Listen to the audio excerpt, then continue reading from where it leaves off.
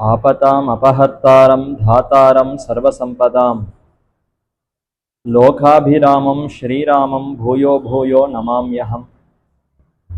आर्तानाम् आर्तिहन्तारं भीतानां भीतिनाशनं द्विषतां कालदण्डं तं रामचन्द्रं नमाम्यहम्। वैदेही सहितं सुरद्रुमतले हैमे महामण्डपे मध्ये पुष्पकमासने मणिमये वीरासने सुस्थितम्। अग्रे वाचयति प्रपञ्चनसुते तत्तं मुनिभ्यः परम् व्याख्यान्तं भरतादिभिः परिवृतं रामं भजे श्यामलम्। அயோத்தி நகரத்து தசரத சக்கரவர்த்தியினுடைய செல்வனாய் குமரனாய் சித்திரை மாசத்து புனர்வசு நட்சத்திரத்திலே திரேதா யுகத்திலே ராமபிரான் திரு அவதாரம் செய்தார். சக்கரவர்த்தி தசரத மன்னன் நெடுநாளாக பல ஆண்டுகளாக 60,000 ஆண்டுகளாக புத்திரப்பேர் இல்லாமல் இருக்கக்கூடிய அந்த கட்டத்திலே அவனுடைய மந்திரிமார்கள் அஸ்வமேத யாகத்தை செய்வாய் என்று அவனுக்கு கூறி அதற்கு அங்கமாக பல யாகங்களை செய்ய நேர்பட்ட போது புத்திரகாமேஷ்டி யாகம் என்கிற யாகத்தையும் நிறைவேற்றினான். அந்த சமயத்திலே அந்த அவிர்பாகத்தை சேர்த்த உடனேயே யாகத்தீயிலிருந்து ஒரு சிறந்த புருஷர் தோன்றி சிறந்த பாயசத்தை தசரத சக்கரவர்த்தியினிடத்துல கொடுத்தார். அந்த பாயசத்தினுடைய விளைவாகவே அதை உட்கொண்டு கௌசல்யா, கைகேயி, சுமித்ரை என்னும் 3 அரசிகளும் ராணிகளும் 4 குமாரர்களை ஈந்தார்கள். அவர்களே ஸ்ரீ ராமபிரானும் பரதாழ்வானும் இளைய பெருமாளாகிற லக்ஷ்மணாழ்வானும் சத்ருக்னாழ்வானும் என்று கடந்த உபன்யாசத்திலே நாமும் அனுபவித்தோம். இனி மேற்கொண்டு அப்படி திருவவதாரம் செய்த ராமன் சீதாராமனாக எப்படி ஆனான், எப்படி சீதையை திருக்கல்யாணம் செய்து கொண்டான்கிற சரித்திரத்தை நாம் அனுபவிக்க வேண்டும். எந்த இடத்துல விவாகம் கல்யாணம்னு சொன்னாலும் முதலிலே பாடப்படுவது சீதா கல்யாண வைபோகமே. சீதா பிராட்டிக்கும் ராமனுக்கும் எப்படித்தான் அந்த திருக்கல்யாணம் நடைபெற்றதோ என்று அதை நினைத்து அப்படிப்பட்ட அந்த வைபவத்தோடு ஒவ்வொருவருடைய இல்லத்திலும் அந்த திருமணமானது சீரும் சிறப்புமாக நடைபெற வேண்டும் என்ற ஒரு எதிர்பார்ப்பு, ஒரு ஆசை, ஒரு பக்தியோடு சீதா பிராட்டிக்கும் ராமனுக்கும் நடைபெற்ற திருமணத்தை ஒவ்வொருவரும் நாமும் அனுசந்திக்கிறோம். அதை ஆனந்தமாக பாடி மகிழ்கிறோம். அப்படிப்பட்ட சீதா பிராட்டிக்கும் ராமனுக்கும் நடைபெற்ற திருக்கல்யாண கட்டத்தை இன்று நாம் அனுபவிக்க வேண்டும். வில்லிருத்து மெல்லியல் தோள் தோய்ந்தாய் என்னும் வெக்காவில் துயிலமர்ந்த வேந்தே என்னும் என்ன திருநெடுந்தாண்டகம்ங்கிற அற்புதமான திவ்ய பிரபந்தத்திலே திருமங்கையாழ்வார் அருளி செய்கிறார். வில்லிருத்து மெல்லியல் தோள் தோய்ந்தாய். மெல்லியல் மிகவும் மென்மையான திருவுள்ளம் கொண்டிருக்கக்கூடிய சீதா பிராட்டி மிகவும் மென்மையான திருமேனி கொண்டிருப்பவள். அப்படிப்பட்ட சீதா பிராட்டியினிடத்துல அன்பு பூண்டவனாய் ராமன் சீதையை அனுபவித்தான். சீதையை காடாலிங்கனம் செய்து கொண்டான், அணைத்து கொண்டான். அப்படி அணைத்து கொண்ட அந்த ராமனை எங்கு சேவிக்கலாம் என்றால் இதோ வெக்காவில் துயிலமர்ந்த வேந்தே என்னும் திருவெக்காங்கிற க்ஷேத்திரத்திலே நாமும் சேவித்து மகிழலாம்னு தெரிவிக்கிறார். பல க்ஷேத்திரங்கள்லையும் எம்பெருமான் எழுந்தருள் இருக்கக்கூடிய அந்த அழகை ஆழ்வார்கள் அனுபவிக்கும் பொழுது சீதா பிராட்டியோடு சேர்ந்த ராமன் என்றும் அனுபவிக்கிறார்கள். அப்படி சீதையோடு ராமன் சேர வேண்டுமா? சீதை இல்லாத ராமனுக்கு பெருமை இல்லையா? சீதாராமன் ஜானகியோடு சேர்ந்திருக்கக்கூடிய ராமன் என்று எப்போதும் அந்த சீதைக்கு கணவனாகத்தான் ராமனுக்கு பெருமையா என்று கேட்டால், ஆம், நிச்சயம் சீதையோடு சேர்ந்திருக்கக்கூடிய ராமனுக்குத்தான் பெருமையே தவிர தனித்த ராமனுக்கு எந்த சீரும் கிடையாது, பெருமையும் கிடையாது. ஸ்ரீராமன் என்று தான் ராமனை அழைக்கிறோம். வெறுமனே ராமன் என்று யாரும் சொல்ல மாட்டார்கள். ஸ்ரீராமன் எழுதும் பொழுது கூட ஸ்ரீராம ஜெயம் என்று ஸ்ரீங்கிற எழுத்தோடு சேர்த்துத்தான் ராமங்கிற அந்த நாமத்தையே நாமும் தெரிவிக்கிறோம். அந்த ஸ்ரீங்கிற அந்த எழுத்து யாரை தெரிவிக்கிறது, குறிக்கிறது என்றால், ஸ்ரீ மகாலட்சுமி தாயார், அவள் தான் சீதையாக பிறந்தாள். ஜனககுல சுந்தரியான அந்த சீதா பிராட்டியையே தெரிவிக்கக்கூடியது ஸ்ரீ எனும் திருநாமம். அந்த ஸ்ரீயோடு சேர்ந்த ராமனுக்குத்தான் அனைத்து விதமான ஏற்றம். ஸ்ரீ இல்லாத ராமனை யாராலையும் கிட்ட நெருங்க கூட முடியாது. சாமானிய ஜனங்கள் நாமெல்லாம் எப்படிப்பட்டவர்கள்னா, எப்போதும் அஜ்ஞானத்திலே அறிவின்மையிலே உழண்டு கொண்டிருப்பவர்கள். ஏதோ தெரியாதனமாக எத்தனையோ பாபங்களை செய்து அதர்ம காரியங்களையே புரிந்து கொண்டிருப்பவர்கள். அப்படிப்பட்ட நாம் போய் ராமனை அணுக வேண்டும் என்றால், ராமன் எப்பேற்பட்டவர்? அவர் மலை உச்சியை போல அவ்வளவு உயர்ந்த ஸ்தானத்துல நிற்கிறார். அனைத்து தர்மங்களுக்கும் ஒரே உருவானவர் ராமன். நாமோ அதர்மத்துக்கெல்லாம் இருப்பிடம். அப்படி இருக்கக்கூடிய நாம் அந்த ராமனை எப்படி பற்ற முடியும்? அந்த ராமனிடத்துல அருகே செல்லுவதற்கு கூட நமக்கெல்லாம் தகுதியே கிடையாது. அப்ப நாமெல்லாம் இப்ப ராமனை பற்ற வேண்டும், ராமனிடத்துல அணுகி அவருடைய திருவடிகளை பற்ற வேண்டும் என்றால், அப்ப அதற்கு உறுதுணையாக நம்மை அவரிடத்துல சேர்த்து வைப்பவளாக இருப்பவளே ஸ்ரீ சீதா பிராட்டி தான். சீதையோடு சேர்ந்திருக்கக்கூடிய ராமனைத்தான் நாம் பற்ற வேண்டும். அப்படி பற்றினால்தான் ராமன் நம்மை ஏற்றுக்கொண்டு நமக்கு நன்மையை செய்வான், நமக்கு அருளுவான். அப்படி சீதையை விட்டு விட்டு தனித்த ராமனை பற்றினால் நமக்கு பேரு கிடைக்காது, நமக்கு தண்டனை தான் கிடைக்கும். நாம செய்திருக்கக்கூடிய குற்றங்கள் தான் ராமனுக்கு கண்ணிலே படும். அப்படியான்னு பார்த்தால் அப்படித்தான் நடைபெற்றிருக்கிறது. ராமனை மட்டும் தனித்து பற்றினால் சூர்பனகை என்னும் அரக்கி, அவளுக்கு என்ன ஆயித்து? ராமன் தான் வேண்டும்னு அவளுக்கு மிகுந்த ஆசை. லக்ஷ்மணனை காட்டிலும் ராமன் இன்னும் அழகு. சரி, ராமனையே அடைவோம், சீதையோடு சேர்ந்திருக்கக்கூடிய ராமன் வேண்டாம், சீதை இருப்பதினால்தான் ராமன் தன்னை ஏற்றுக்கொள்ளவில்லைன்னு கோபம் வந்து சீதையை அழித்து விடலாம், சீதையை விட்டு தனித்த ராமனை அனுபவிக்கலாம்னு சூர்பனகை முயன்றாள். அப்படிப்பட்ட சூர்பனகைக்கு காது மூக்கு அறுபட்டு ஒரே ரத்தம் சொட்ட சொட்ட அவள் துரத்தப்பட்டாள்னு பார்க்கிறோம். ராமனிடத்துல ஆசை கொண்டிருப்பவள். எல்லோரும் உபன்யாசகர்களோ சாஸ்திரம் அறிந்த பெரியோர்களோ ராமனிடத்துல ஆசை கொள்ளுங்கள், ராமனிடத்துல பக்தியோடு இருங்கள் தானே உபதேசிக்கிறார். அதே காரியத்தை தானே சீதை அந்த சூர்பனகையும் பண்ணாள். ராமனிடத்துல மிகுந்த ஆசை. அந்த ராமனையே தான் மணந்து கொள்ள வேண்டும், அவனை பர்த்தாவாக அடைய வேண்டும்னு ஆசைப்பட்டாள் சூர்பனகை.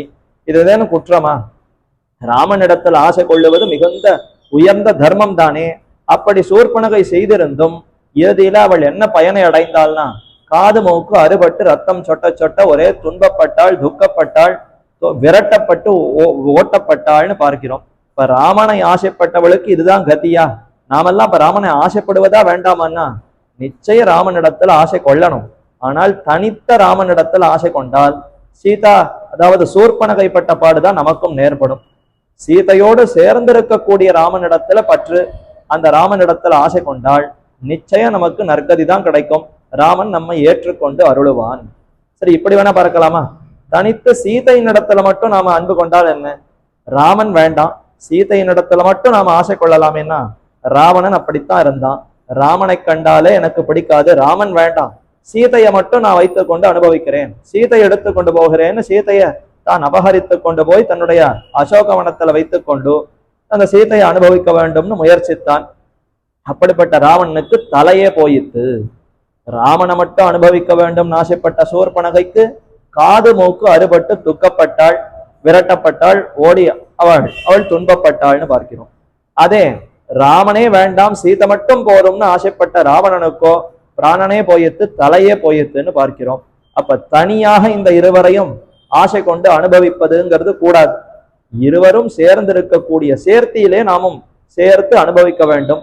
ஒரு திருவடி ஆஞ்சநேயன், சீதா பிராட்டியும் ராமனையும் சேர்த்து வைத்து இருவருக்குமான அனைத்து விதமான தொண்டுகளையும் புரிந்திருக்கிறார்.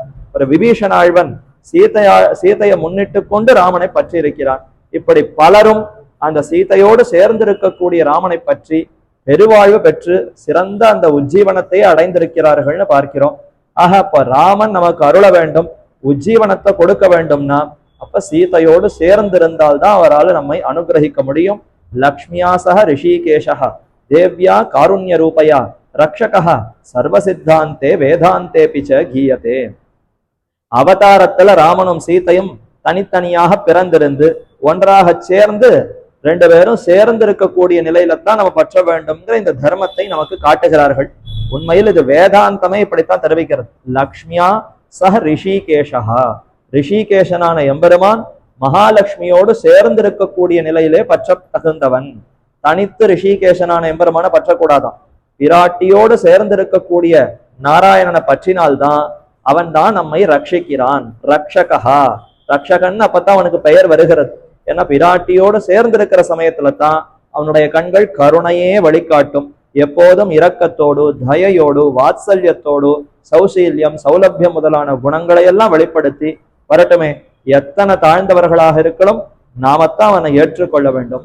எத்தனை பாப்பங்கள் பண்ணியிருந்தாலும் அதை நாமத்தான் மன்னிக்க வேண்டும் என்ற இந்த பெருங்குணம் அருகே மகாலட்சுமி இருந்து தூண்டி விட்டால் தான் எம்பெருமானுக்கு வருமே தவிர தனித்த எம்பெருமான்னு பார்த்தால் அவர் சுவாதந்திரியமே வடிவானவர். அனைத்து சேத்தன அச்சேதனங்களையும் சொத்தாக கொண்டு பொங்கோதம் சூழ்ந்த புவனியும் விண்ணுலகும் அங்காதும் சோராமே செங்கோலுடைய திருவரங்க செல்வன் என்று அனைத்தையும் ஆளக்கூடிய ஒரு பேரரசன்னா எத்தனை கர்வம் இருக்கணும், எத்தனை அகங்காரம் இருக்கணும். தன் நிகருக்கு தனக்கு நிகராய் மற்றொருவர் இல்லைன்னு சொன்னால் அப்ப அவர் வைத்ததுதான் சட்டம். அவர் ஏன் சாமானியப்பட்டவர்களெல்லாம் ஏற்றுக்கொள்ளணும்?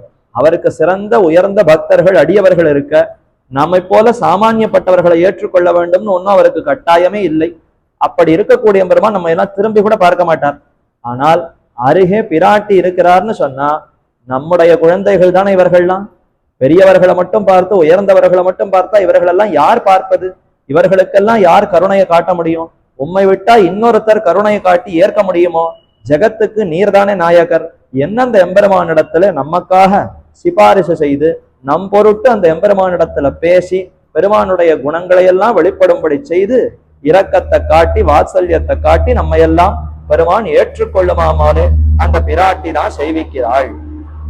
இதனாலதான் எப்போதும் ஆழ்வார்களும் அந்த எம்பெருமானையும் பிராட்டியும் சேர்ந்து தான் பற்றுவர்கள். அகலகில்லேன் இறையுமென்னு அலர்மேல் மங்கை உரைமார்பா நிகரில் புகழாய் உலகம் உன்னுடையாய் என்னையாழ்வானே நிகரில் அமரர் முனிக்கணங்கள் விரும்பும் திருவேங்கடத்தானே புகழ் ஒன்னில்லா அடியேன் உன் அடிக்கீழ் அமர்ந்து புகுந்தேனேன்னு 10 பாசுரங்கள்ல சரணாகதி செய்கிறார் நம்மாழ்வார். அதுல பெருமானை பத்தி சொல்லும் பொழுது அகலகில்லேன் இறையுமென்னு அலர்மேல் மங்கை உரைமார்பா. அலர்மேல் மங்கை நாச்சியார், அலர்மேல் மங்கையான பத்மாவதி தாயாரான நாச்சியாரோடு சேர்ந்து இருக்கக்கூடிய பெருமானே உன்னுடைய பூவார் கழல்கள் உன்னுடைய சிறந்த திருவடிகளை அடியேன் பற்றுகிறேன்னு தெரிவிக்கிறார். அப்ப ஆழ்வார்களாக இருப்பினும் சாஸ்திரமாயினும் ராமன் அதாவது இதிகாசங்கள்ல ராமனாக அவதரித்த சமயத்திலும் எப்போதும் பிராட்டியோடு சேர்ந்திருக்கக்கூடிய எம்பெருமான் தான் ரட்சிக்கிறான் என்பதுதான் சீரிய கருத்து. அதை வெளிப்படுத்துவதற்காகவே இப்ப ராமனும் சீதையும் சேர்ந்து திருக்கல்யாணம் செய்து கொள்ளுகிறார்கள். ஒரு ராமன் சக்கரவர்த்தி திருமகன் அரசிலன் குமரனா, அப்ப அந்த அரசனுக்கு வேண்டிய அனைத்து போகங்களும் அவனுக்கு நடைபெற வேண்டும். இன்னென்ன வயசுல சரியா பார்த்து அந்தந்த போகங்கள் அந்த யுவராஜன் இளவரசனா இருக்கக்கூடிய ராமனுக்கு ஏற்பட வேண்டும். அதனாலதான் அந்த பிராப்தமான சரியான வயசிலே அற்புதமா ராமனுக்கும் சீதைக்கும் விவாகமானது நடைபெறுகிறது. உண்மையில் பார்த்தால் பெருமானுக்கும் பிராட்டிக்கும் பிரிவே கிடையாது. நித்யை வேஷா ஜெகன்மாதா விஷ்ணோ ஸ்ரீர் அனபாயினி. அனபாயினின்னு சொன்னால் பெருமானை விட்டு பிரியாதவள்னு அர்த்தம்.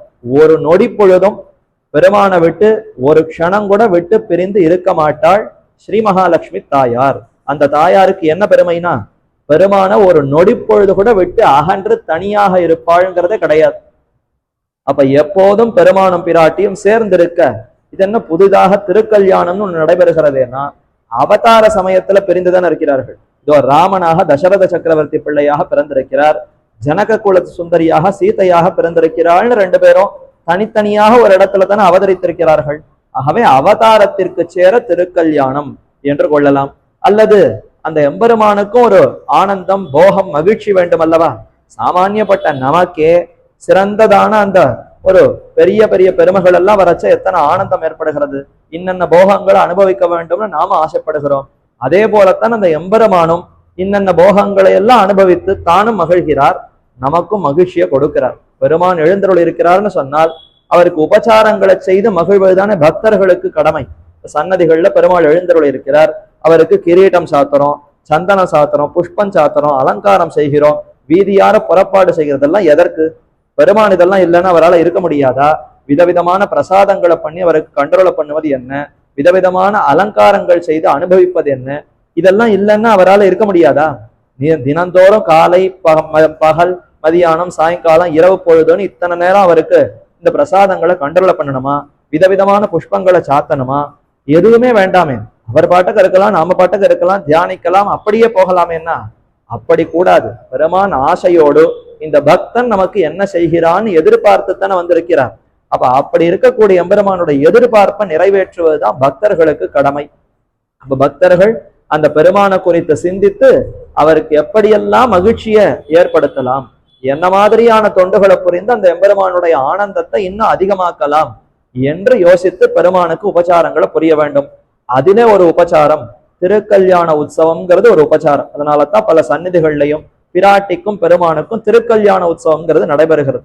உலகத்துல நமக்கெல்லாம் கல்யாணம் நடைபெறச்ச அந்த மணமகனுக்கோ அந்த மணமகளுக்கோ ரொம்ப பழக்கமெல்லாம் இருக்காது. புதிதாக அப்பொழுதுதான் பார்த்து நிச்சயிக்கப்பட்டு இந்த இருவரும் சேரப்போகிறார்கள் என்று இருக்குமே தவிர, முன்னமேயே பார்த்து இவள் எப்படிப்பட்டவள், அதிரூப சுந்தரியா, பல குணவதியா, எல்லா குணங்கள் நற்பண்புகள் கொண்டிருப்பவளா என்று இவனுக்கும் தெரியாது, இவன் எப்படிப்பட்டவன்கிறது அவளுக்கும் தெரியாது.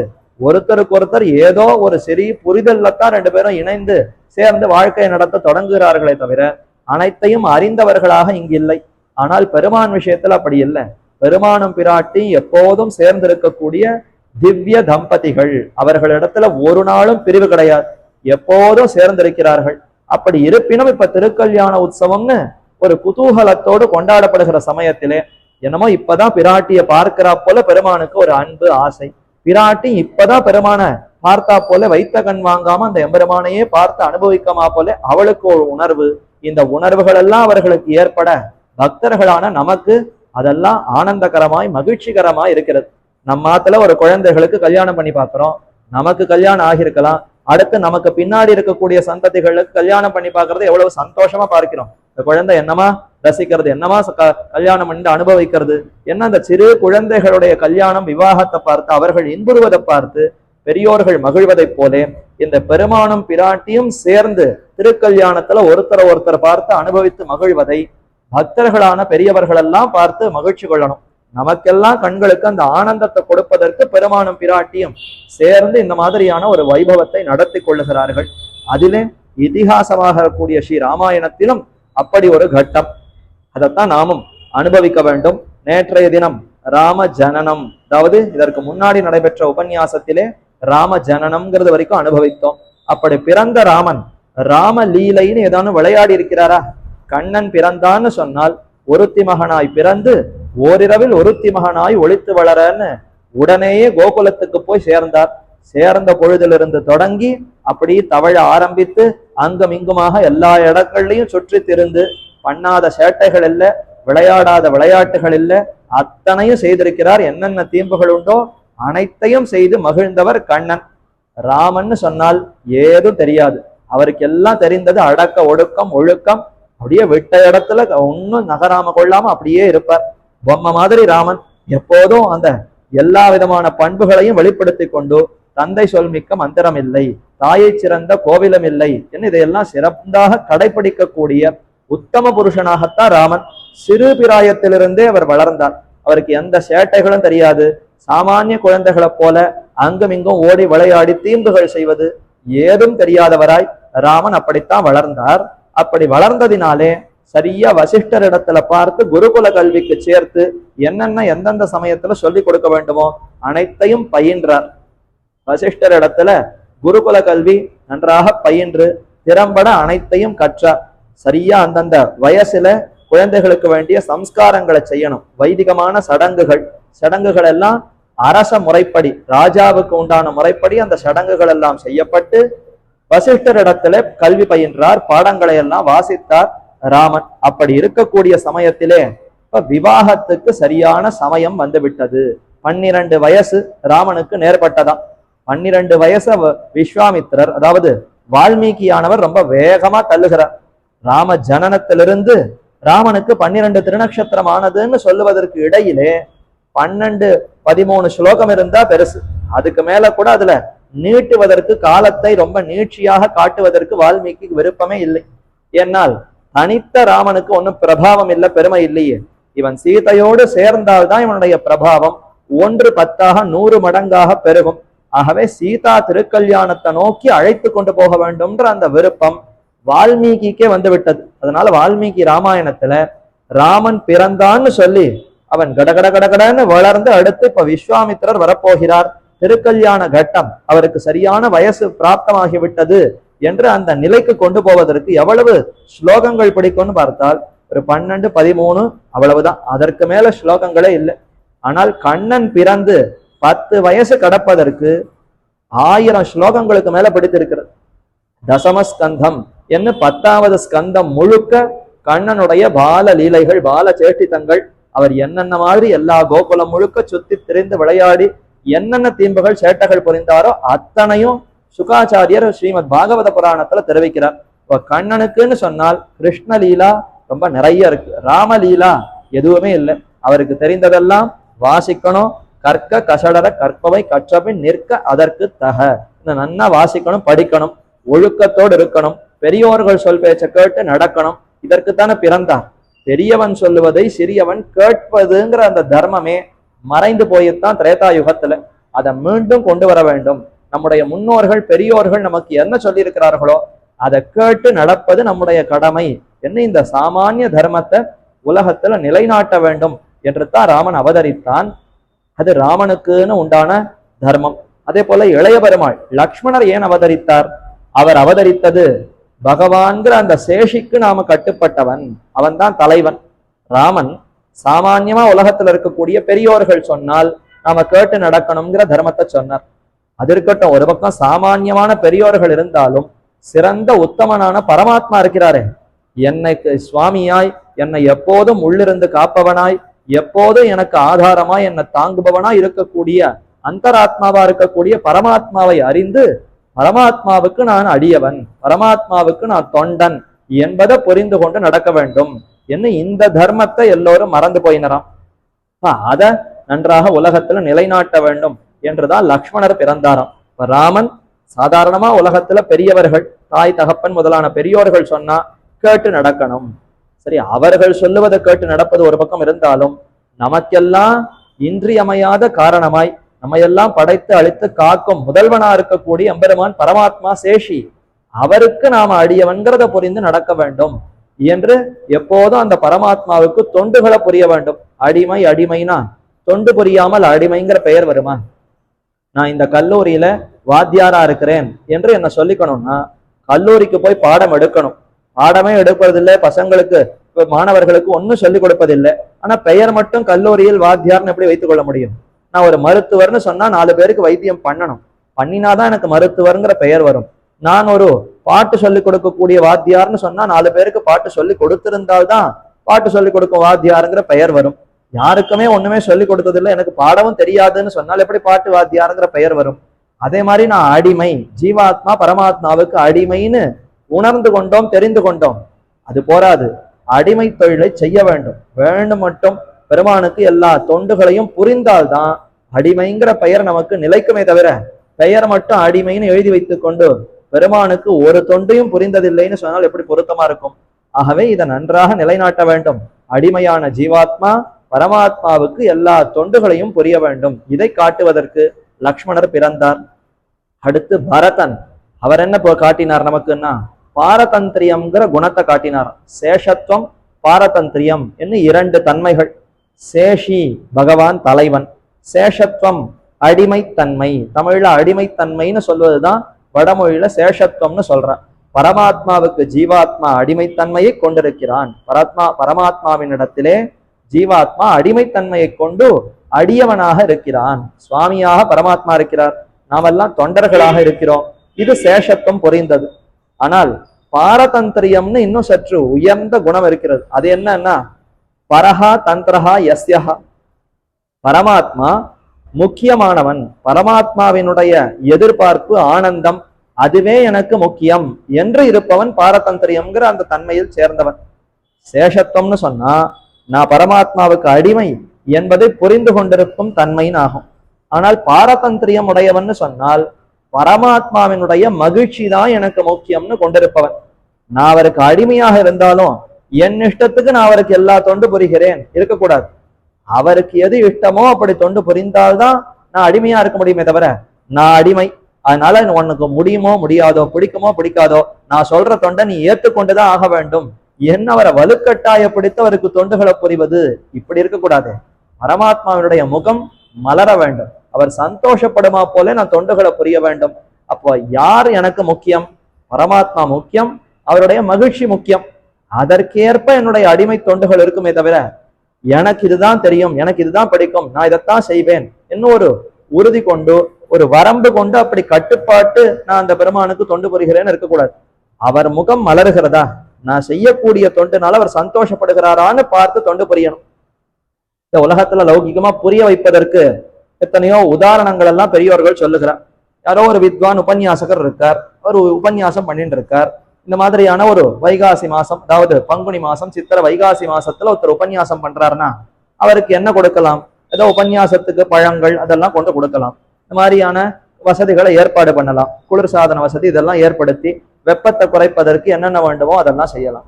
அல்ல மார்கழி மாசம் திருப்பாவை சொல்வதற்கு அவரை வரவழைத்து விட்டு, ஐயோ சுவாமி உபன்யாசம் சொல்றார், அவருக்கு தொண்டு புரிய வேண்டும், ஆகவே கூடவே இருந்து கொண்டு அவருக்கு ஆலவட்டம் பரிமாறுவோம், மேல குளிர்சாதன வசதிகளை போடுவோம், நல்ல குழுன்னு சுவாமியை வைத்துக் கொள்ளுவோம்னு மார்கழி மாசத்துல உபன்யாசம் சொல்லுகிற சமயத்திலே உபன்யாசகருக்கு இந்த வசதிகள் இதையெல்லாம் செய்தால் அவருக்கு பிடிக்குமா? ஏற்கனவே வெளியில பனி பெய்கிறது, குளிரு தாங்க முடியாமல் அவரே 2 சால்வையை வர போத்தின்னு இருக்கார். அப்படி இருக்கிறச்ச பின்னாடி இருந்து கொண்டு இந்த ஜீவாத்மா அடிமை, ஆகவே நமக்கு தொண்டு புரிய வேண்டும், ஆலவட்டம் கைங்கரியம் பண்ணினால்தான் எனக்கு கைங்கரியம் சித்திக்கும், ஆகவே உமக்கு கைங்கரியம் பண்ணுகிறேன், அப்ப உட்கார்ந்து ஆலவட்டம் வீசுவது, மின்விசிறியை நன்றாக பெரிதாக ஓட வைப்பது, குளிர்சாதன வசதியில நன்றாக குளிர் ஊட்டுவது, இதையெல்லாம் மார்கழி மாசம் உபன்யாசம் பண்ணக்கூடிய ஒரு வித்வானுக்கு செய்தால் ரசிக்குமா பிடிக்குமா? அவருக்கு அது உகந்ததாகவே இருக்காதே. அப்ப அவர் உகக்கும் அடிமையை செய்ய வேண்டுமா? அதே போலத்தான் நான் என்னுடைய ஸ்வரூபத்தை பார்க்கிறேன், நான் பரமாத்மாவுக்கு அடிமை, ஆகவே தொண்டுகளை புரிய வேண்டும், புரிந்து கொண்டு விட்டேன், என்னென்ன தொண்டுகள் எனக்கு பிடிக்குமோ எல்லாத்தையும் செய்கிறேன் என்று சொன்னால் சேஷத்துவத்தை அறிந்தோம்னு அர்த்தம். ஆனா பாரதந்திரியத்தை அறிந்தவன் என்று சொல்லணும்னா பரமாத்மாவுக்கு எது பிடிக்கும் என்று அறிந்து அந்த பரமாத்மாவினுடைய முக மலர்த்திக்காக செய்யக்கூடியது இருக்கிறதே, அதுதான் பாரதந்திரியம்ங்கிற குணத்தை அறிந்தவன் ஆகும். பரமாத்மாவினுடைய சந்தோஷம் அவருக்கு எது பிடிக்கும்ங்கிறத அறிந்து தொண்டுகளை புரிய வேண்டும். இதை பரதன் காட்டினாராம். ஏன்னா லக்ஷ்மணர் காட்டுக்கு போகிற சமயத்துல, வனவாசம்னு ராமர் கிளம்புகிற சமயத்துல, உன்னை பின்தொடர்ந்து வருவேன், என்னை அவசியம் அழைத்து கொண்டு போக வேண்டும்னு வலுக்கட்டாயமா ராமனிடத்துல பிரார்த்தித்து கொண்டு பின்தொடர்ந்தார். ராமன் எத்தனையோ சொன்னார், வேண்டாம் வர வேண்டாம்னு தடுத்து பார்த்தார். முடியாது, நான் உன்னுடைய அடிமை, உன்னை விட்டு பிரிந்தால் தரிக்க மாட்டேன், கூடவே தான் வருவேன் அடம்பிடித்து வந்தாரா? ஆனால் பரதனும் அதே மாதிரி அடம்பிடித்தார். அப்ப ராமன் சொன்னார், இல்ல நீ என்னுடைய உள்ளத்தை பாரு பரதா, எனக்கு எது பிடிக்கும்னு பார், நீ நந்தி கிராமத்துல இருந்து கொண்டு ராஜ்யத்தை நடத்தினால்தான் எனக்கு பிடிக்குமே தவிர, எல்லாரும் இந்த மாதிரி நாட்டை விட்டு புறப்பட்டு ராமனோடு வருவேன்னு பின்தொடர்ந்து வந்தால் ராஜ்யத்தை யார் பார்ப்பது? தசரதனுக்கு உறுதுணையாக கூட இருந்து, தகப்பனாரோடு கூட இருந்து இந்த கைங்கரியங்கள் எல்லாம் புரிய வேண்டுமே, அதற்கு நீயாவது இருக்க வேண்டும், நீ அங்கிருக்க வேண்டுமே தவிர என்னை பின்தொடர்ந்து பின்னாடி வருகிறேன்னு சொன்னால் அது தகாது என்று பரதனிடத்துல சொல்ல, சரி ராமனுக்கு இது பிரிக்கிறது, ராமனுக்கு இது உகப்பை தருகிறதுன்னா சரி நானும் அங்கேயே இருந்து ஆட்சி புரிகிறேன், அதற்காக நான் இசைகிறேன். அவன் இசைந்து நகரத்துக்கு திரும்பினான். அயோத்திக்கு முன்னாடி அந்த இடத்துல நந்தி கிராமத்துல இருந்து கொண்டு ராஜ்யத்தை நடத்தினான்னு பார்க்கிறோம். அப்ப தன் இஷ்டப்படி அவர் ராஜ்யத்தை நடத்தல, ராமனுக்கு இது இஷ்டம்னு புரிந்து கொண்டுதான் நடத்தினான். ஆகவே அது பாரதந்திரியம்ங்கிற குணத்தை வெளிப்படுத்துகிறான். அப்ப சேஷத்துவம் அதை விட உயர்ந்ததான பாரதந்திரியம், இந்த இரண்டையும் வழிகாட்டுவதற்கு லக்ஷ்மணரும் பரதனும் அவதரித்தார்கள். சரி, இறுதியாக சத்ருக்னாழ்வான் அவர் என்ன காட்டினார்னா, ஒரு பரதனுக்கு நாம் அடிமைங்கிறத நன்றாக புரிந்து கொண்டு எப்போதும் பரதனுடைய அந்த ஆனந்தம் எதுவோ அதுதான் நமக்கு கர்த்தவியம் என்ன இருந்தவன் சத்ருக்னாழ்வான். பாகவத சேஷத்துவம், பாகவத பாரதந்திரியம்ங்கிற குணத்தை வெளிப்படுத்தினாராம். லக்ஷ்மணர் பெருமானுக்கு அடியவன் என்பதை வெளிப்படுத்தினார். ஆனால் சத்ருக்னன் நான் பக்தனுக்கு அடியவன்கிறத வெளிப்படுத்தினார். பகவானுக்கு அடியவன், அதை காட்டிலும் பகவானுடைய தொண்டன் பக்தனுக்கு நான் அடியவன் என்று புரிந்து கொண்டால் அப்பதான் இன்னும் பெருமை அதிகம். அமலன் ஆதிபிரான் அடியார்க்கு என்னை ஆட்படுத்த விமலன். திருப்பானாழ்வார் அற்புதமா தம்மை பத்தி தெரிவிக்கிறார். எம்பெருமான் என்னை ஏற்றுக்கொண்டான். அமலன் ஆதிபிரான், மிகுந்த சிறந்த பெருமை கொண்டிருக்கக்கூடிய எம்பெருமான், உயர்ந்த தூய்மையான அந்த குணங்கள் கொண்டிருப்பவன். அமலன்னா துளி கூட இடத்துல குற்றம் இல்லை, எல்லா நற்பண்புகளும் கொண்டிருக்கக்கூடிய உத்தமனான எம்பெருமான் ஆதிபிரான், ஜெகத்துக்கெல்லாம் காரணமாய் ஜெகத்தையே படைக்கக்கூடிய உபகாரசீலன், பேர் உதவி புரியக்கூடிய எம்பெருமான். அப்படிப்பட்ட எம்பெருமான் என்னை அவனுடைய தொண்டனாக ஏற்றுக்கொண்டானான்னு பார்த்தால், அடியார்க்கு என்னை ஆட்படுத்த விமலன். ஒரு சிறந்த வஸ்து கிடைக்கிறதுன்னா அதை நாமே உண்டு அனுபவித்து மகிழக்கூடாது, அதை நமக்கு உற்றார்கள் உறவினர்கள் பலருக்கும் கொடுக்கணுமா? இதே போலத்தான் எம்பெருமானுமா. ஒரு ஜீவாத்மா தனக்கு அடியவனாக வருகிறார்னு சொன்னால் அதை தானே வைத்துக் கொண்டு அனுபவிப்பதில் எம்பெருமானுக்கு இச்சை விருப்பம் இல்லை. நம்முடைய தொண்டர்களுக்கு இவனை தொண்டனாக்குவோம், அடியவர்களுக்கு அடியவனாக்கி இவனுடைய அந்த பெருமையை இன்னும் நன்றாக மிளிரச் செய்வோம் என்று அடியாருக்கு ஆட்படுத்துகிறானா எம்பெருமான். அப்ப அதுதான் இன்னும் சிறந்தது. அப்ப ஒரு பக்தனுக்கு அடியவனாக இருப்பது சால சிறந்தது. அதுதான் உண்மையான குணம் ஆத்மாவுக்கு. ஆத்மாவுக்கு இன்றியமையாத தன்மைகள், இது இல்லாமல் ஆத்மா இருக்கவே முடியாது. அப்படிப்பட்ட தன்மைகள் எவைனா பகவானுக்கு அடிமைத்தன்மை, பகவானிடத்துல அடிமைப்பட்டிருத்தல், இது ஒரு பக்கம்.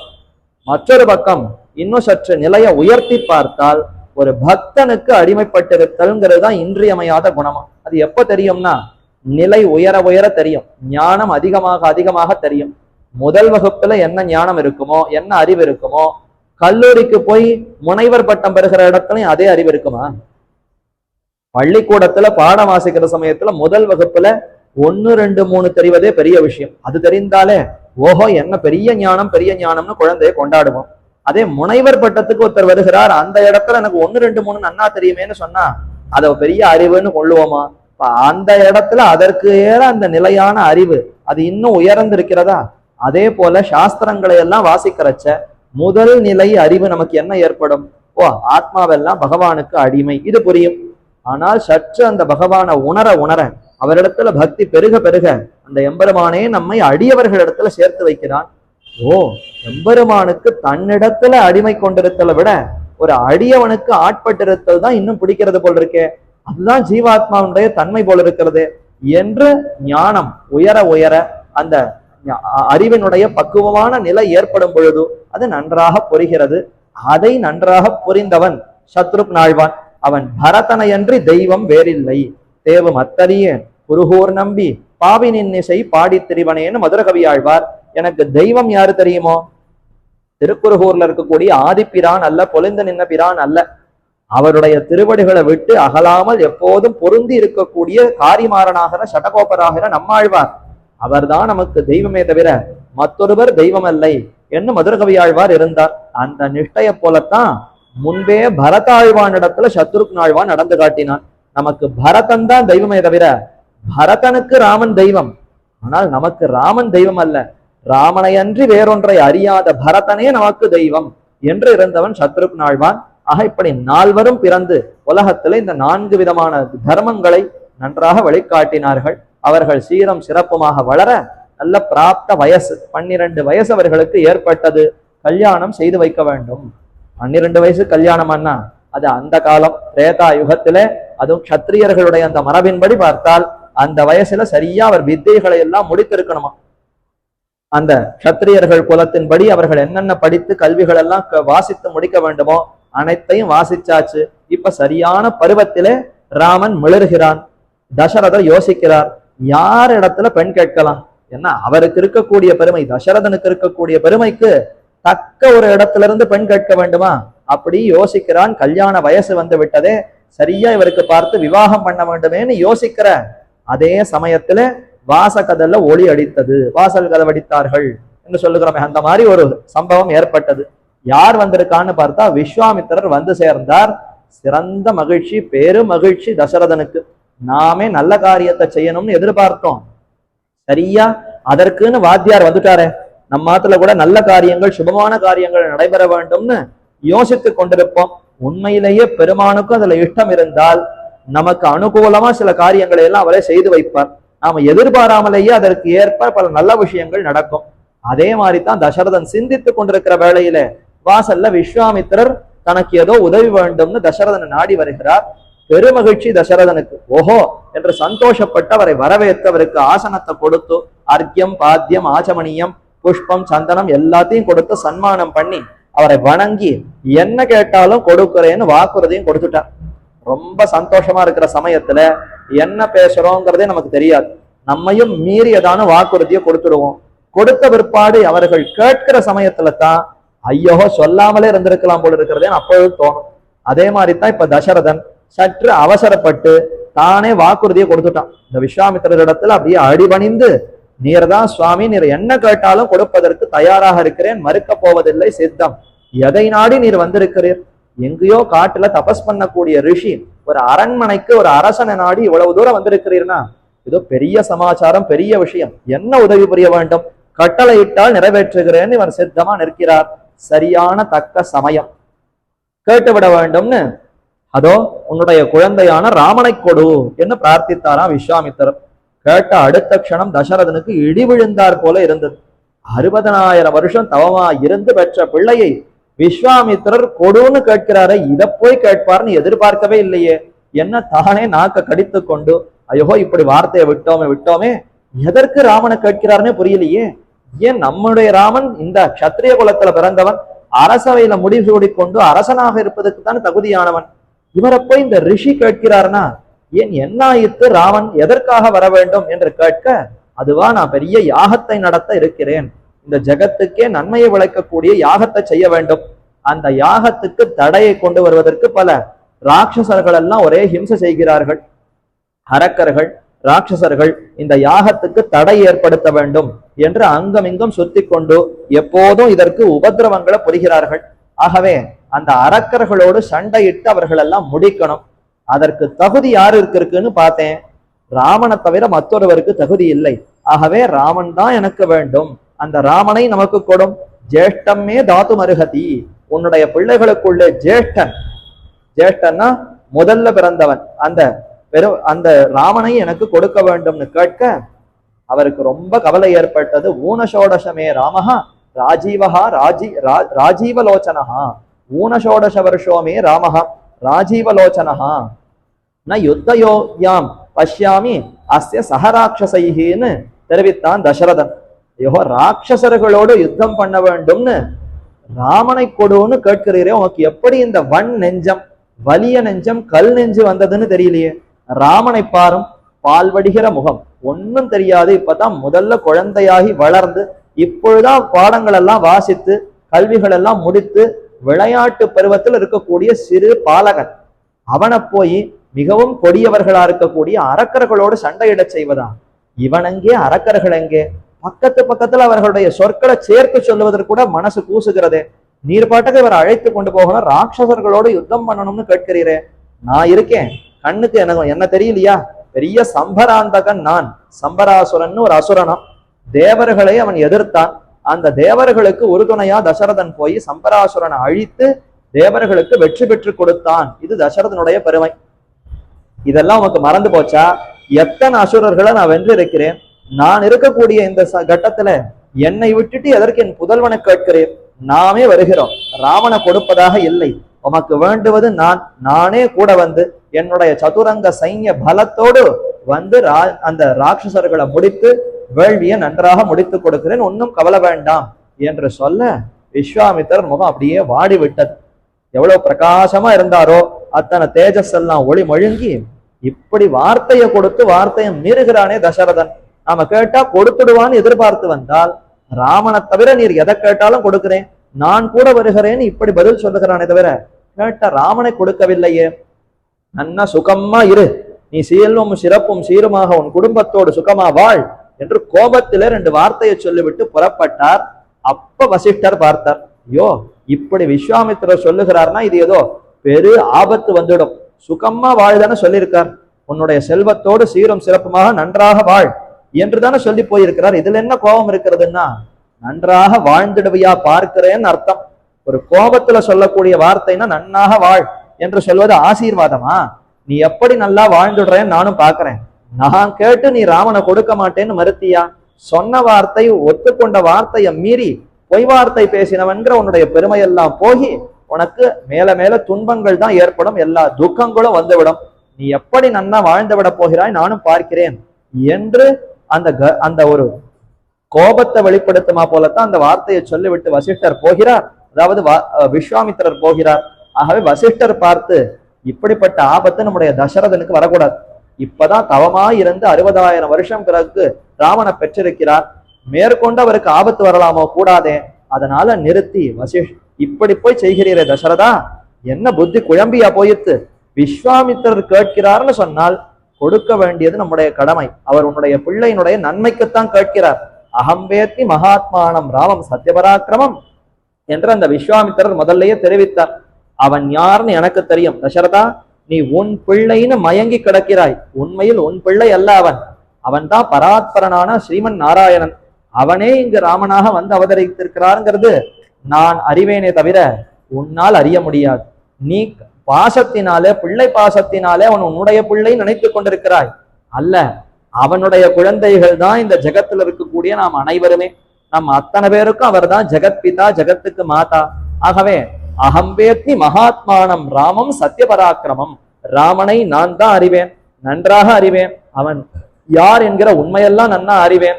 சத்திய பராக்கிரமம், சிறந்த ஆற்றல், வீரம், அந்த சௌரிய தீர பராக்கிரமம் கொண்டிருக்கக்கூடியவன் ராமன்.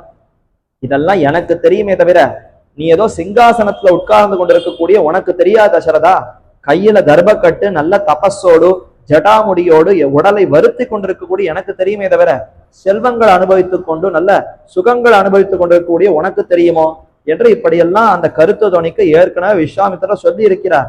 ஆகவே அவர் ராமனுடைய பிரபாவத்தை நன்கு அறிந்தவர். உன்னுடைய ராமன் நம்முடைய ராமனுக்கு நன்மையை ஏற்படுத்த வேண்டும்ங்கிறதுக்காகத்தான் விஸ்வாமித்திரர் அழைக்கிறாரே தவிர, இல்லைன்னா விஸ்வாமித்திரருக்கு இல்லாத சக்தியா? பிடி சாபம்னு 2 சாபத்தை இட்டால் அத்தனை அரக்கர்களும் ஒன்றுமில்லாமல் தவிடுபடியாகி விடுவார்கள். அரக்கர்களை போக்கடிப்பது, அவர்களை அழிப்பது விஸ்வாமித்திரருக்கு இயலாத காரியமே அல்ல. அப்படி இருப்பினும் ஏதோ உன்னுடைய ராமனை கேட்கிறார்னு சொன்னால் நிச்சயம் சொல்லுகிறேன், ராமனுடைய நன்மைக்காகத்தான். நீ கூட சிந்தித்துத்தானே கொண்டிருந்தாய், ஓ எவ்வன வயசு வந்து விட்டதே, ராமனுக்கு கல்யாணம் பண்ணி வைக்க வேண்டுமேனு சிந்தித்தாய். அதற்கு ஏதோ ஒரு நன்மைக்காகத்தான் இவரும் அழைக்கிறார். ஆகவே சம்மதித்து கொடுப்பாய் என்று வசிஷ்டர் சொல்ல, குரு ஆச்சாரியர் சொல்லிட்டாருன்னா மீறக்கூடாதே, அவசியம் தருகிறேன். இதுவரைக்கும் கலங்கினான், ஆனால் இப்ப கலக்கம் எல்லாம் போயிட்டு கண்டிப்பா அவசியம் நம்முடைய ஆச்சாரியர் நியமித்தார்னு சொன்னால் அவசியம் கொடுக்கிறேனே என்று கொடுத்தார். கேட்டது 1, ஆனா கொடுத்தது 2. கடைகளுக்கெல்லாம் போனா 1 வாங்கினால் 1 இலவசம்னு கொடுப்பாள். அந்த மாதிரி ராமனைத்தான் கேட்டு வந்தார் விஸ்வாமித்திரர். ஆனால் அனுப்பும் பொழுது லக்ஷ்மணரையும் சேர்த்து அனுப்பினாராம். ராமனுக்கு நிழலை போலத்தான் லக்ஷ்மணர். ராமன் போகிறார்னா நிழலும் பின்னாடித்தானே போகும். அது மாதிரி ராமன் எங்கு சென்றாலும் லக்ஷ்மணர் அவரை விட்டு பிரியவே மாட்டார். பார்த்தோமே, தொட்டில் பிராயத்திலேயே ஒரு சேர ஒரே தொட்டில தான் கிடப்பேனே தவிர தனித்து மற்றொரு தொட்டில் இருக்க மாட்டேங்கிற அளவிற்கு லக்ஷ்மணர் இருந்தார்னா அவர் போய் ராமனை விட்டு பிரிந்திருப்பரோ? ஆகவே ராமனோடு சேர்ந்து அவரும் சென்றாராம். கரிய செம்மல் ஒருத்தி தருதின்னு கேட்டார். கருப்பான அந்த நெடுநெடுன்னு இருக்கக்கூடிய அந்த ராமனை கொடுன்னு கேட்டார். வந்த நம்பியை தம்பி தன்னோடும் என்று அந்த நம்பின்னா குணபூர்ணனான ராமனையும் தம்பியோடு சேர்த்து அனுப்பி வைத்தாராம். இளைய பெருமாள் லக்ஷ்மணனோடு சேர்த்து அனுப்பி வைத்து 2 குழந்தைகளையும் உம்மிடத்துல ஒப்படைக்கிறேன். இவர்கள் இனி உன்னுடைய சேவகர்கள். ஏ விஸ்வாமித்திரரே, உம்முடைய சேவகர்கள் இவர்கள், தொண்டர்கள். நீ என்ன கட்டளை இடுகிறாயோ அதை இவர்கள் சிரமேற்கொண்டு செய்வார்கள் என்று அந்த ராமலட்சுமணர்களை கொடுத்து அனுப்பினான். பெரு சந்தோஷம். வசிஷ்டர் நமக்காக செய்திருக்கிறாரே. சாதாரணமா வசிஷ்டருக்கும் விஸ்வாமித்திரருக்கும் பொருத்தமே கிடையாது. இவர் ஒண்ணு சொன்னா அவர் இல்லைன்னுவர், அவர் உண்டுன்னு சொன்னால் இவர் இல்லைன்னுவர். இப்படித்தான் 2 பேருக்கும் போட்டி. ஆனால் ராமன் மகாத்மான்னு சொன்னா அதை விஸ்வாமித்திரரும் மறுக்க முடியாது, வசிஷ்டரும் மறுக்க முடியாது. ஆகவே 2 பேரும் ஒத்த கருத்துடையவர்களாய் இதோ ராமனை அனுப்பி வைத்தார்கள். ராமனும் லக்ஷ்மணனும் புறப்பட்டு இப்ப விஸ்வாமித்திரரோடு செல்லுகிறார்கள். அப்படி போகிற சமயத்திலே வரிசையா பல இடங்களா காமிச்சு அழைத்து கொண்டு போகிறார். சித்தாசிரமம் என்ன ஒரு ஆசிரமம். அந்த ஆசிரமத்தின் வழியா போய் பக்சருங்கிற இடத்துக்கு போய் அங்கத்தான் போய் இந்த யாகத்தை நடத்தணும். அயோத்தியிலிருந்து புறப்பட்டு அவ்வளவு தூரம் புறப்பட்டு சென்று அங்க காட்டுக்கு நடுவுல யாகத்தை நடத்துகிறார். தண்டக வனம் என்ற அந்த வனத்துக்கு நடுவுல தான் அந்த யாகத்தை நடத்துகிறார். அங்க தாடகை, சுபாகு, மாரீச்சன், தாடகை தான் தாய், அவருடைய பிள்ளைகள் தான் சுபாகுவும் மாரீச்சனும். இவர்கள் தான் அங்க ஒரே ஹிம்சை செய்கிறார்கள். எந்த ரிஷியும் ஒழுங்கா தபசு பண்ணுவதற்கு விடுவதில்லை. யாகங்களை செய்தால் எலும்பு ரத்தம் எல்லாத்தையும் கொண்டு வந்து போட்டு அந்த யாகத்தையே ஒண்ணுமில்லாதபடி பாழ்படுத்துதல், இதெல்லாம் அரக்கர்கள் துஷ்டதனத்தை செய்து கொண்டிருந்தார்கள். அந்த சமயத்துல தான் இப்ப விஸ்வாமித்திரர் ராமலட்சுமணர்களை அழைத்து கொண்டு வருகிறார். அப்படி வருகிற சமயத்திலே பல இடங்களா காமித்து கொண்டு அழைத்து கொண்டு வருகிறார். தன்னுடைய கதைகளை எல்லாம் சொல்லுவார். சிறு குழந்தைகள் தானே, 12 வயசு குழந்தைகள், நமக்கெல்லாம் என்ன தெரியும்? 12 வயசுல ஒண்ணுமே தெரியாது. அப்படி இருக்கக்கூடிய நமக்கே நம்முடைய பெரியவர்கள் கதை சொல்லுகிறார்கள்னா, ராமனும் லக்ஷ்மணும் எப்பேற்பட்ட அரசகுமாரர்கள், ராஜகுமாரர்கள்.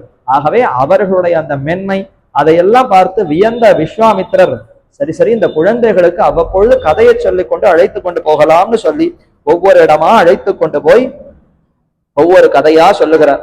காமாசிரமம் என்று ஒரு இடம், அங்கத்தான் மன்மதனை ருத்ரன் எரித்த இடம். ருத்ரன் தபஸ் பண்ண இப்ப பார்வதி தேவியானவள் அவளிடத்துல இவருக்கு சேர்ந்து குமாரன், அந்த கௌமார உற்பத்தி குமரக்கடவுள் ஸ்கந்தன், அவன் அவதரிக்க வேண்டும், அவன் பிறக்க வேண்டும்ங்கிறதுக்காக செய்த ஒரு அந்த லீலை. இந்த கதையெல்லாம் சொல்லி எப்படி அங்க நடைபெற்றதுன்னு ஒவ்வொரு சரித்திரமா சொல்லி கொண்டு அப்படி அழைத்து கொண்டு போகிறார். தன் கதையெல்லாம் சொல்லுகிறார். தான் எப்படி பிறந்தார், விஸ்வாமித்திரர் என்கிறவர் ராஜாவாக பிறந்து பின்னாடி ரிஷியானவர், அதனால தன்னுடைய சரித்திரங்கள் கதையெல்லாம் சொல்லி அப்படி அழைத்து கொண்டு போகிறார். ஒரு இடத்துல அழைத்து கொண்டு போன ராத்திரி பொழுதாச்சு, ரொம்ப நேரம் ஆச்சு. அங்கேயே 2 பேரும் கண் வளர்ந்தருளினார்கள். எங்கேயோ சாமானியப்பட்ட ஒரு புல்தரையில படுத்துக் கொண்டார்கள். அடுத்து வெடியற் காலை பொழுதுல எழுப்பணுமே, சுப்பிரபாதம் பாடினார் விஸ்வாமித்தர். கௌசல்யா சுப்ரஜாராம பூர்வா சந்தியா பிரவர்த்ததே உத்திஷ்ட நரசார்தூல கர்த்தவியம் தெய்வமான்னிகம். இந்த ஸ்லோகத்தை எல்லோரும் முதல்ல தினப்பொழுது காத்தால கேட்கிறோமா? விடியற் காலை பொழுது இந்த ஸ்லோகத்தை காதல கேட்டுத்தான் பலருமே எழுந்துக்கிறோம். ஏன் திருவேங்கடமுடையானே இந்த ஸ்லோகத்தை கேட்டுத்தான் எழுந்து கொள்ளுகிறார். அவரே இதை பார்த்துதான் துயில் எழுகிறார். அப்படி இந்த ஸ்லோகத்துக்கு என்ன பெருமைனா, ராமாயணத்துல விஸ்வாமித்திரரை இப்படி சொல்லித்தான் துயில் எழுப்பி இருக்கிறார். இந்த ஸ்லோகத்தை வால்மீகி ராமாயணத்துக்குள்ள விஸ்வாமித்திரர் சொல்லுவதாகத்தான் நமக்கு காணப்படுகிறது. விஸ்வாமித்திரர் சொல்லி சொல்லி அழைக்கிறாராம். ஏ ராம, நீ எழுந்திருக்க வேண்டும். இதோ கிழக்கு வெளுத்து விட்டதே, பூர்வா சந்தியா பிரவர்த்ததே, கிழக்கு வெளுத்துகிறது, சூரியன் உதிக்க போகிறான். கண்மணி ராமா எழுந்திரு என்று சொல்ல வேண்டி இருக்க, ராமனை எப்படி அழைக்கிறார்னா, கௌசல்யா சுப்ரஜா ராமா, ஏ கௌசலை பெற்ற சிறந்த குழந்தையே என்று அழைக்கிறார். கௌசலைக்குத்தான் பெருமையா? அது என்னமோ, ஒரு குழந்தைக்கு பெருமை வந்ததுன்னா தாயினுடைய சம்பந்தத்தை சொல்லித்தான் குழந்தைய பெருமையை சொல்ற. தகப்பனாருடைய சம்பந்தத்தை சொல்லி அந்த குழந்தையை கொண்டாடுவதே காணும். இதே போலதான் யசோத இளம் சிங்கம், பெற்ற வயிற்றுக்கு பட்டம் கட்டினவள் என்று தாமோதரன்கிற திருநாமத்தை சொல்லும் பொழுதும் தாயை குடல் விளக்கம் செய்த தாமோதரனை என்று ஆண்டாளும் தெரிவிக்கிறாளா? யசோதை தான் என்ன பாக்கியம் பெற்றாள், என்ன நோன்பு நோற்றாள்களோ இவனை பெற்ற வயிறுடையாள்னு கண்ணனுடைய பிரபாவத்தை பார்த்து யசோதையை கொண்டாடினார்கள். அதே மாதிரி ராமனுடைய பெருமையை பார்த்து விஸ்வாமித்திரர் பொறாமைப்பட்டா போல தெரிவிக்கிறார். ஐயோ, இப்படி கூட உண்டா? இப்பேற்பட்ட ஒரு ராமனை எப்படித்தான் இவள் ஈன்றாளோ தெரியவில்லையே. 12 மாதம் எப்படித்தான் கௌசலை கர்ப்பத்துல தரித்து இந்த குழந்தையை பெற்றாளோ தெரியலையே. என்ன விஸ்வாமித்திரரே சற்று பொறாமைப்படக்கூடிய அளவிற்கு அந்த அளவுக்கு சிறந்த நற்பண்புகளை கொண்டிருக்கக்கூடிய ராமன் கௌசலினிடத்துல பிறந்தான். எப்படி பெற்றாள், எப்படி பெற்றாள், எப்படி பெற்றாள், எப்படித்தான் கௌசலைக்கு இந்த குழந்தை பிறந்ததுன்னு அத்தையே சொல்லி கொண்டு புலம்பினாராம். கௌசல்யா சுப்ரஜாகா, கௌசல்யா சுப்ரஜாகான்னு இப்படி சொல்லி சொல்லி அப்படியே திகட்டு போய் விட்டாராம். கொஞ்ச நேரம் ஆச்சு, சூரியனே உதித்து மேலேயே வந்து விட்டது.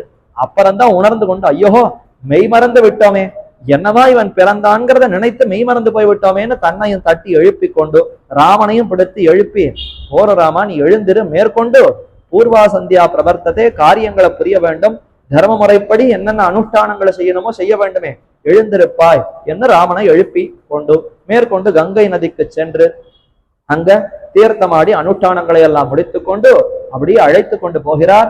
போய் தன்னுடைய ஆசிரமம் அங்கே அமர்த்தி, அங்க யாகங்களை நான் செய்ய போகிறேன், நீங்க 2 பேரும் தான் நன்னா பாதுகாக்கணும். 7 நாள் யாகம். இந்த யாகத்துக்கு கடைசியில அந்த ஹவிர் பாகத்தை சேர்க்கிறது ரொம்ப முக்கியமான கட்டம். அந்த சமயத்துல எப்படியாவது தடைகளை கொண்டு வர வேண்டும்னு ராட்சசர்கள்லாம் முயலுவார்கள்.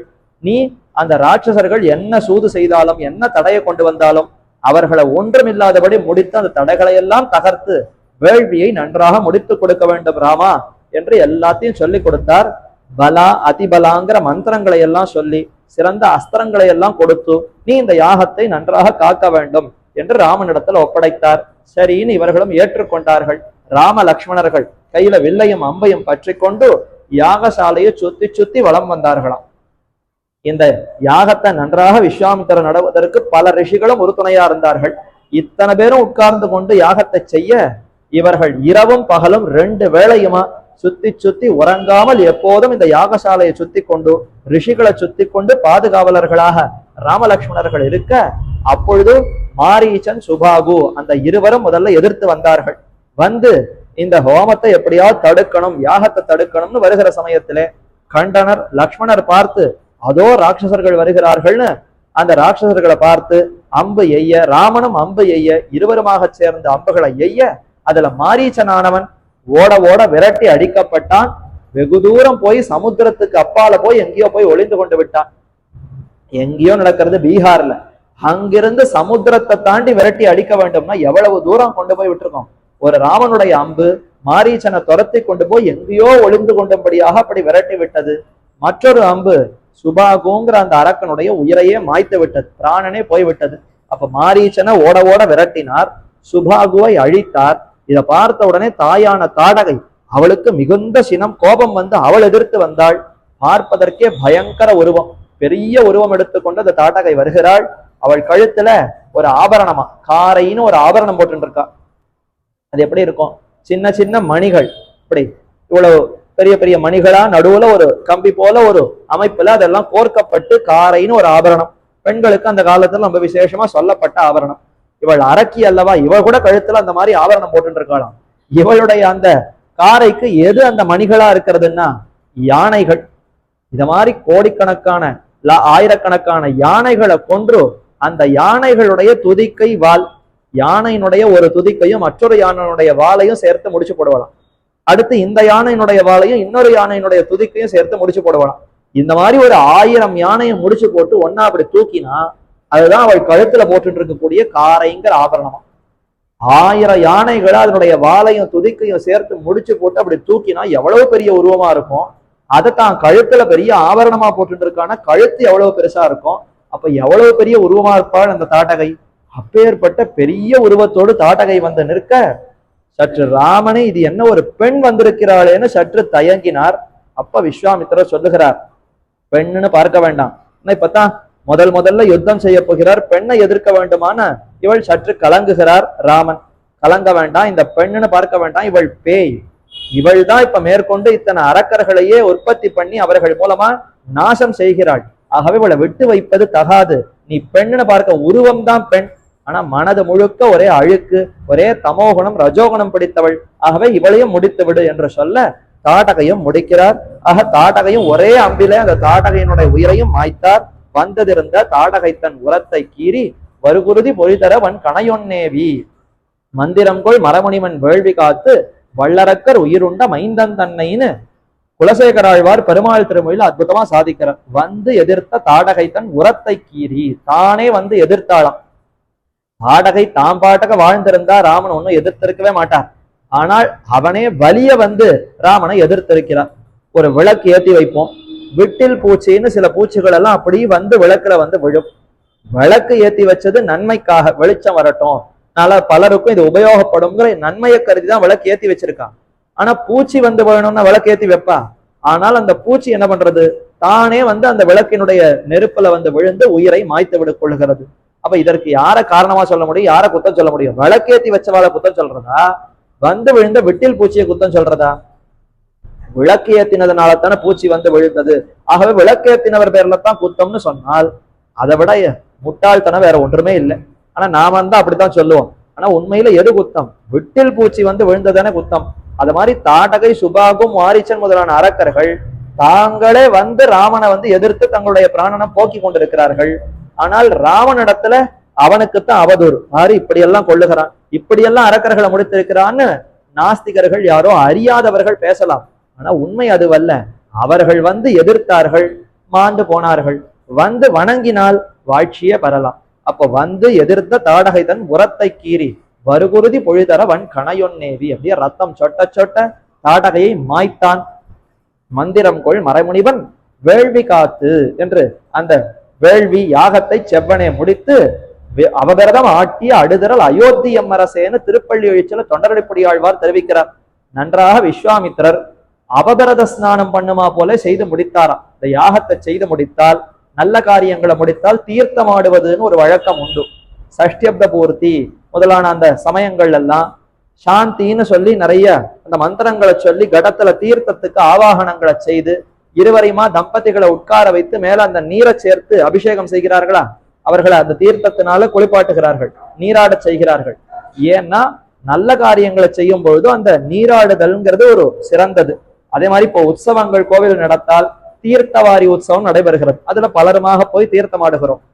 அதே போலத்தான் விஸ்வாமித்திரரும் இந்த யாகத்தை செய்து அவபிரத ஸ்நானத்தை செய்கிறார்.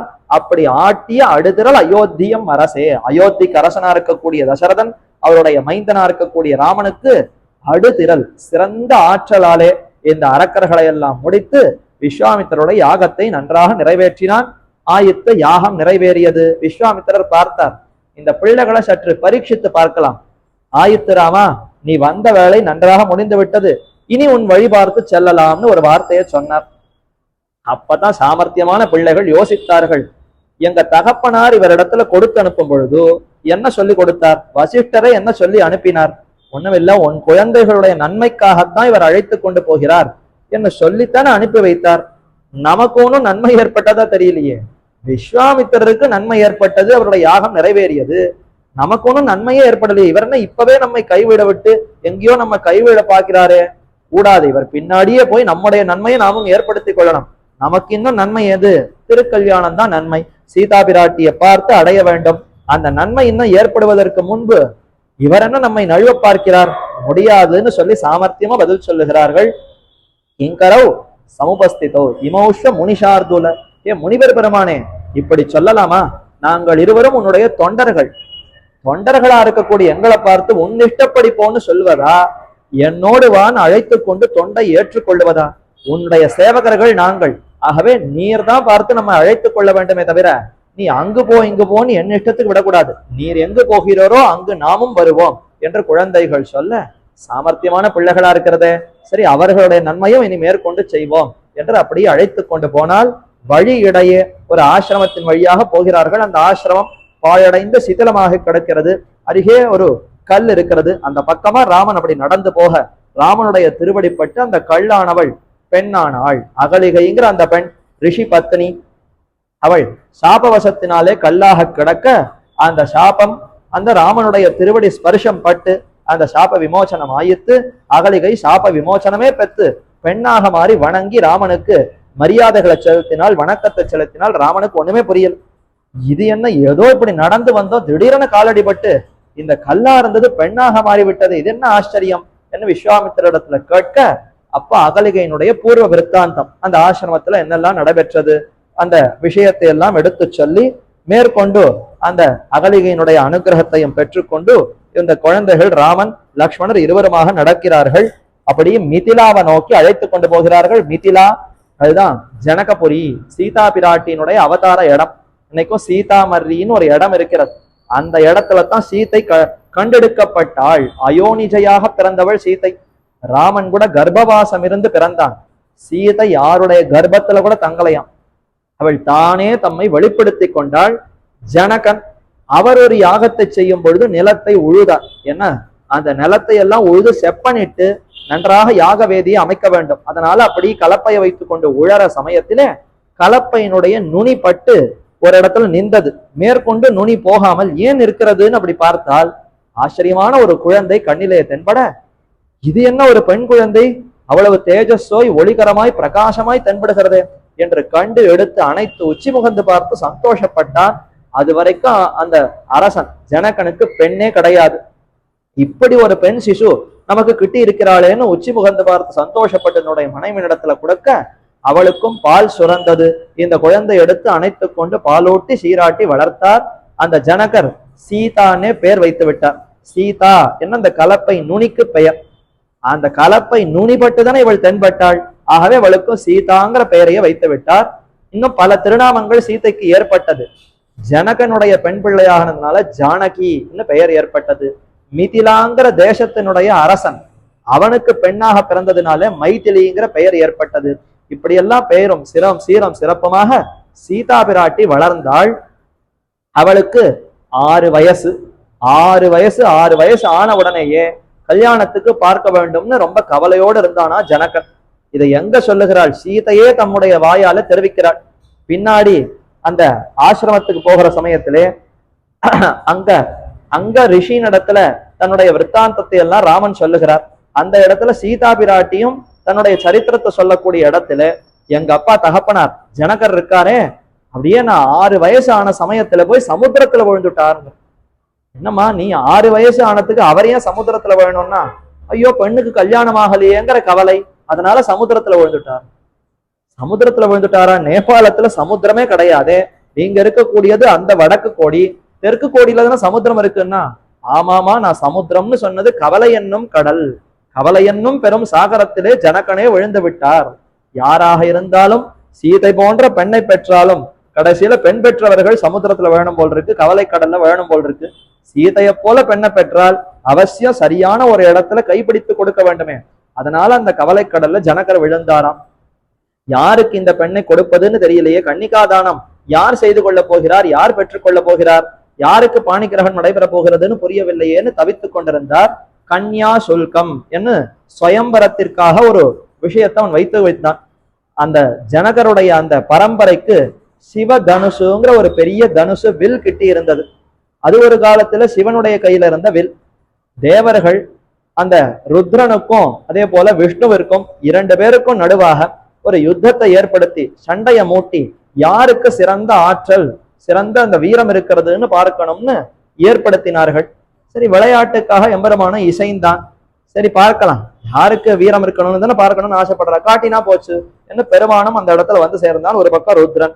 2 பேரும் தங்களுடைய வில்லை எடுத்து அப்படி நான் ஏற்றினார்களாம்.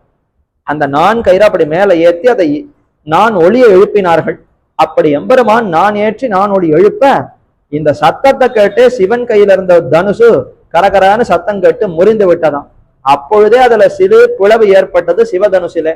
பார்த்த தேவர்கள் இனி மேல போட்டி வேற வேணுமா, இவர் நான் ஏற்றி ஒளி எழுப்புகிற சமயத்திலே சத்தத்தை கேட்டே அது முறிந்ததுன்னு சொன்னால் அப்ப நிச்சயம் விஷ்ணுவாகிற எம்பெருமானுக்குத்தான் வீரம் பராக்கிரமம் உண்டு, இது திண்ணம் என்று முடிவு செய்தார்கள்.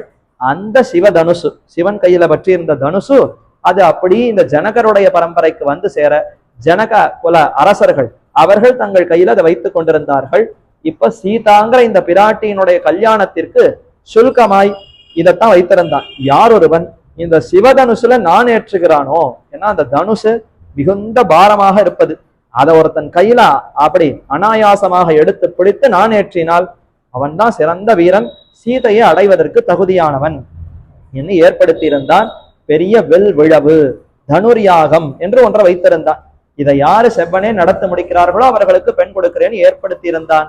ராமனையும் லக்ஷ்மணரையும் அப்படியே அந்த தனுர்யாகத்தை பார்ப்பதற்கு அழைத்து செல்லலாம்னு விஸ்வாமித்திரர் அழைத்து கொண்டு போகிறார். அழைத்து கொண்டு போனால் அப்படி மிதிலா நகரத்துக்குள்ள போனால் அங்கெல்லாம் எல்லாரும் இதை பத்தி தான் பேசுகிறார். ஓ, இந்த சீதையினுடைய கன்யாசுல்கமா இப்படி வில்லு வச்சிருக்கிறதே, இதை யார் எடுக்க போகிறா யார் எடுக்க போகிறான்னு தெரியவில்லையேன்னு எல்லோரும் பேசி கொண்டிருக்கிற சமயத்திலே விஸ்வாமித்திரன் இவர்களை அழைத்து கொண்டு போய் அரசவையில ஜனகர் முன்னாடி நிறுத்தி, இதோ இவர்கள் தசரத குமாரர்கள், உன்னுடைய தனுர்யாகம் வில்யாகத்தை பார்க்கணும்னு நான் அழைத்து கொண்டு வந்தேன் என்று சொல்ல மிகுந்த ஆச்சரியப்பட்டார் ஜனகர். இப்பேற்பட்ட ரிஷி கூடவே 2 பிள்ளைகளை வேற அழைத்து கொண்டு வந்திருக்கிறாரே, அரசலன் குமாரர்கள் ராஜகுமாரர்கள் அழைத்து கொண்டு வந்திருக்கிறாரே, பெரு சந்தோஷம். நிச்சயம் வில்ல காட்டுகிறேன்னு சொல்லி தன்னுடைய அரசவைக்கு அழைத்து கொண்டு போய் அந்த பெரிய சபைக்கு நடுவே அந்த வில்லை வரவழைத்து, இதோ இங்க இருக்கிறது வில்னு காட்டினார். விஸ்வாமித்திரர் தன்னுடைய அந்த சீடர்களா இருக்கக்கூடிய இந்த குழந்தைகளை பார்த்து, ராமா வில்லை பார் என்று சொன்னாராம். நம்ம இடத்துல இதே மாதிரி நம்முடைய பெரியவர்கள் பார்னு சொன்னா போய் எட்டி பார்த்துட்டு வந்துடுவோம். ஆனா அப்படி அர்த்தம் அல்லவே. சத்திரிய குல அரசனான தசரதனுடைய பிள்ளையா இருக்கக்கூடிய ராமனிடத்துல வில்லை பார்னு சொன்னால் எடுத்து பார்னு அர்த்தம். ராமா அந்த வில் உனக்காகவே வைக்கப்பட்டிருக்கிற வில், உன்னை தவிர யாராலும் எடுக்க முடியாது, எடுத்து பார் என்பதைத்தான் ராமா வில்லை பார்னு சொல்லி இருக்கிறார். சரி போய் பார்ப்போம் என்று ராமனும் அந்த இடத்தை நோக்கி நகர்ந்து கீழே இருக்கக்கூடிய அந்த வில்லை அனாயாசமாக ஒரு கையால எடுத்து கீழே இருக்கக்கூடிய நான் கயிறை இப்படி ஏற்ற தயாரானான். ஜனங்கள் எல்லாம் சுத்தி இருந்து கண்ணை இப்படி பிடிச்சுட்டாலாம்.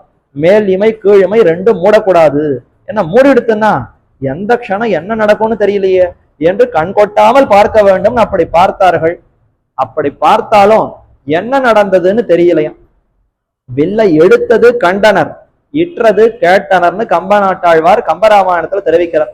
வில்லை எடுத்ததை எல்லாரும் கண்ணால பார்த்தா, ஆனா அடுத்த க்ஷணம் என்ன நடந்ததுன்னு தெரியல. ஒரே கரகரான சத்தம் கேட்டு டமடமான்னு வில்லு முறிஞ்சு விழுந்தது. அந்த நொடியில என்ன நடந்ததுன்னு காதாலத்தான் கேட்க முடிந்ததே தவிர அவன் எப்படி நான் ஏற்றினான் என்ன நடந்ததுன்னு பார்க்க முடியவில்லை. கையால எடுத்ததை பார்த்தோம், அடுத்த க்ஷணம் காதால கேட்டோமே தவிர நடந்ததை பார்க்க முடியல. அந்த அளவுக்கு வேகமாக அவன் நான் ஏற்ற அந்த வில்லானது அப்படி முறிந்தது. அந்த வில் இருத்து, அதைத்தான் வில்லை எடுத்து அந்த வில்லை முறித்து, சரி வில்லையே முறித்து விட்டான்கிற அந்த சந்தோஷத்துல சீதா பிராட்டி மிகவும் சந்தோஷப்பட்டாள், மகிழ்ந்தாள். ஓ, இவனுக்கே மாலையிட வேண்டும், இவன் தான் நம்முடைய பர்த்தா மணாளன் என்பதை புரிந்து கொண்டு கைகளிலே மாலை ஏந்தி கொண்டு அருகே வந்தாள். ஜனகனும் பார்த்து இதோ இந்த பெண்ணை ஏற்றுக்கொள்றாமான்னு சொன்னார். அப்ப ராமன் சொல்லிட்டார், இதெல்லாம் நம்முடைய ஐயரை கேட்டு முடிவு பண்ண வேண்டும். ஏதோ வில்லெடுன்னு ஆச்சாரியர் சொன்னதுக்காக எடுத்தோமே தவிர விவாகம் கல்யாணம்னு சொன்னால் பெரியவர்கள் தாய் தகப்பனார்கள் இருக்கிறார்கள். ஆகவே தாயார் தகப்பனார் இடத்துல சொல்லித்தான் அதெல்லாம் நான் செய்து கொள்வேன் தவிர தகப்பனார் சம்மதம் இல்லாமல் ஏதும் செய்ய மாட்டேன். அவரிடத்துல செய்தி அனுப்புங்கள், அவர் என்ன சொல்லுகிறாரோ கேட்டுத்தான் நம்மால செய்ய முடியும்னு சொல்ல பெருத்த சந்தோஷம் சீதைக்கு. ஏதோ ஒரு சிறந்த ஆண்மகன் வீரம் கொண்டவன்னு தான் நினைத்து கொண்டிருந்தேன். நல்ல பேச்சு சாமர்த்தியம் கூட இருக்கு இந்த மாப்பிள்ளைக்கு. நமக்கு பர்த்தாவ வரப்போகிறவன் ஓ நல்ல சிறந்த வீரம் கொண்டிருப்பவன், நம்ம மாதிரி ஒரு அழகான பெண்ணை பார்த்தா உடனே ஏற்றுக்கொண்டு விடுவான், கொஞ்சம் அதுலயும் ஆசாபாசம் உடையவன் நினைத்தோம். இல்லையே, நல்ல ஒழுக்கத்தோடு சீரும் சிறப்புமாக இருக்கிறானே. இந்த பெண்ணை கல்யாணம் செய்து கொள்ளணும்னா தகப்பனாரிட்ட வழக்குபடிதான் செய்து கொள்ளுவோம்னு இப்படி கூட அழகான பேச்சு சாமர்த்தியம் இருக்கிறதே என்று பார்த்து மிகவும் வியந்தாள். சரி என்று ஜனகனும் இசைந்தான். உடனே செய்தியை தன்னுடைய சேவகர்கள் மூலமாக தசரதனுக்கு அனுப்ப அவர்கள் ரொம்ப வேகமா போய் அந்த செய்தியை சொல்ல தசரதனும் கேட்டு ஆனந்தப்பட்டான். வசிஷ்டர் உடனே சொன்னார், பார்த்தியா, நான் அப்பவே சொல்லி அனுப்பினேன்னா உன் குழந்தைகளுடைய நன்மைக்காகத்தான் விஸ்வாமித்திரர் கேட்கிறார்னு. இதோ பார், இப்ப விவாக செய்தி உன்னை நாடி வந்திருக்கிறது என்று சொல்ல ரொம்ப சந்தோஷப்பட்டார். இப்ப மீதி இருக்கக்கூடிய 2 புத்திரர்களையும் அழைத்து கொண்டு வான்னு செய்தி அனுப்பினான் ஜனகன். என்ன, 2 குமாரர்கள் ஏற்கனவே வந்து விட்டார்கள், ராம லக்ஷ்மணர். இன்னும் மீதி பரத சத்ருக்னர்கள் 4 வரட்டும். நம்மிடத்துல 4 புதல்விகள் பெண் குழந்தைகள் இருக்கிறார்கள். ஒன்னு ஜனகருக்கு 2 குமாரத்திகள், அடுத்து ஜனகருடைய சகோதரர் சீரத்வஜன் இன்னொரு அரசன், அவருடைய சகோதரர் பிராதா, அவருக்கு 2 குமாரத்திகள் இருக்கா. ஆக நம்முடைய 4 பெண்களையும் இந்த 4 புதல்வர்களுக்கும் கொடுத்து விடுவோம். ஒரே மேடையில 4 கல்யாணம். சீதா கல்யாணம்னு சொன்னால் அதுல ஏற்றம் என்னன்னா, தனித்து ராமனுக்கும் சீதைக்கும் மட்டும் விவாகம் அல்ல, பக்தர்களுக்கும் பாகவதர்களுக்கும், அதாவது எம்பெருமானுக்கும் பகவானுக்கும் பக்தர்களுக்கும் ஒரு சேர நடைபெற்ற திருமணம். இது எங்கேயான பார்க்க முடியுமா? ஒன்னு கல்யாணோத்சவம்னா பெருமானுக்கு நடக்கும், இல்ல அடியவர்களுக்கு நடக்கும். ஆனா ஒரே மேடையில பகவானுக்கும் நடைபெறுகிறது, பக்தர்களுக்கும் நடைபெறுகிறது. ஸ்ரீ ராமச்சந்திரமூர்த்திக்கும் சீதா விராட்டிக்கும் திருமணம், அதே போல லக்ஷ்மணருக்கும் அந்த ஊர்மிளாங்கிற பெண்ணுக்கும் திருக்கல்யாணம், அதே போல பரதனுக்கும் மாண்டவிங்கிற பெண்ணுக்கும் கல்யாணம், சத்ருக்னனுக்கும் ஸ்ருதகீர்த்திங்கிற பெண்ணுக்கும் கல்யாணம். இப்படி அனைவரும் ஒப்புக்கொண்டாங்க. செய்தி அனுப்பி தசரதனும் மிகவும் சந்தோஷப்பட்டு சரி குழந்தைகளை வாருங்கள்னு அனைவரையும் திரட்டி கொண்டு ஊர் முழுக்க திரட்டி கொண்டு போனான். ராமனுடைய திருக்கல்யாணம்னா எத்தனை பேர் காண ஆசைப்படுவார்கள். அயோத்தியில ஜனங்களே இல்லை, மொத்த பேரும் புறப்பட்டு திரண்டு நேரே ஜனகபுரிக்கு வந்து ராமனுடைய அந்த திருக்கல்யாண வைபவத்தை பார்க்க வேண்டும்னு குழுமினர்கள். ஜனக குலர் அந்த ஊரே அவ்வளவு கல்லோலப்பட்டு ஓஹோன்னு எல்லா இடத்துலையும் கூட மாட மாளிகைகள் கோபுரங்கள் எல்லா இடத்துலையும் நல்ல விதமான அலங்காரங்கள், ஆங்காங்கு பட்டொளி வீசக்கூடிய கொடிகள் என்ன, அந்த மாதிரி மாவள தோரணங்கள் என்ன, வாழை மரங்கள் என்ன, புஷ்பங்கள் என்னன்னு அனைத்தாலும் அலங்கரிக்கப்பட்டு அவ்வளவு சம்பிரமம் அத்தனை கோலாகலத்தோடு ஊர் முழுக்க திரண்டு பெரிய சபைக்கு நடுவே ராமனுக்கு அலங்காரம் பண்ணி அவர் மணமகனாக இருக்கிறார். மற்றொரு பக்கம் சீதா பிராட்டி அவரும் அழகான அந்த கோலத்தோடு அமர்ந்திருக்கிறார். இதெல்லாம் கம்பராமாயணத்தை ரொம்ப ஆச்சரியமா வர்ணிக்கிறார் கம்பர். எப்படியெல்லாம் மணமகனான ராமனுக்கு அலங்காரம் செய்தார்கள் எப்படியெல்லாம் மணமகளான பெண்ணுக்கு அலங்காரம் செய்விக்கப்பட்டது என்பதையெல்லாம் ரொம்ப ஆச்சரியமாக சொல்லி அலங்காரத்தோடு இருவருமாக வந்து அமர பார்ப்பதற்கு ஒரு கண்ணே போறவே போராது. அப்பேற்பட்ட ஒரு பக்கம் சீதா பிராட்டி, ஒரு பக்கம் ராமச்சந்திர மூர்த்தி. இந்த இருவருக்கும் எவ்வளவு துல்யசீல வயோவிருத்தாம் துல்யாபிஜன லட்சதாம் ராகவோ அருகதி வைதேகி தஞ்சேயம் அசிதேக்ஷனா என்று பின்னாடி திருவடி ஹனுமான் அவர் மணக்கண்ணாலே ரெண்டு பேரையும் அருகே வைத்து பார்த்தார். ஆனா இப்ப அயோத்திவாசி ஜனங்களுக்கும் ஜனகபுரிவாசி ஜனங்களுக்கும் மனசாலெல்லாம் ஒத்து பார்க்க வேண்டாம், கண் முன்னாடியே ரெண்டு பேரும் சேர்ந்து இருக்கிறார்களே, என்ன சௌசாதிருஷ்யம், என்ன பொருத்தம், என்ன பொருத்தம், என்ன பொருத்தம். ராமனுக்கு பொருத்தமானவள் சீதை தான், சீதைக்கு பொருத்தமானவள் ராமன் தான். எதை போலே இன்னைக்கு நாம போய் பங்குனி உத்திரம் இன்னும் சில நாட்களுக்குள்ள வரப்போகிறது. போய் அங்க நம்பெருமாளையும் ரங்கநாயகி தாயாரையும் சேவித்தால் இந்த பெருமாளுக்கு இந்த பிராட்டி தான், இந்த பிராட்டிக்கு இந்த பெருமாளுக்கு தான் அவ்வளவு பொருத்தம் பார்க்கிறோமா. அதே போல பெருமாள் கோவில் காஞ்சிபுரம் கஷேத்திரத்துக்கு போனா பெருந்தேவி தாயாருக்கு ஏற்ற மணமகன் ஸ்ரீ வரதராஜ பெருமாள் தான். வரதராஜ பெருமானுக்கு ஏற்ற மணமகள் சொன்னா பெருந்தேவி தாயார் தான். என்ன அப்படி ஒரு பொருத்தம். அப்படியே ஸ்ரீவில்லிபுத்தூர் போகிறோம், வடபெரும் கோயிலுடையான எம்பெருமான் அவரே ரங்கமன்னாராக வந்திருக்க இந்த ரங்கமன்னாருக்கு பொருத்தம் இந்த ஆண்டாள் நாச்சியார் தான், ஆண்டாள் நாச்சியாருக்கு பொருத்தம் ரங்கமன்னார் தான். அதெல்லாம் நாம சேவிக்கிறோம். ஆனா உண்மையிலேயே அயோத்திவாசி ஜனங்களும் ஜனகபரிவாசி ஜனங்களும் சீதா பிராட்டியினுடைய திருக்கல்யாண கட்டத்துல அருகே இருந்து என்ன பொருத்தம், என்ன பொருத்தம், சீதைக்கு பொருத்தம் ராமன், ராவனுக்கு பொருத்தம் சீதை தான் என்று கண்டனர், அனுபவித்தனர். அப்படி ரெண்டு பேரும் பேசிக்கொண்டனராம். நாமெல்லாம் இப்ப யார் பக்கம் இருக்கலாம், பெண் வீட்டு பக்கமா மாப்பிள்ளை வீட்டு பக்கமானா பெண் வீட்டு பக்கம் தான்.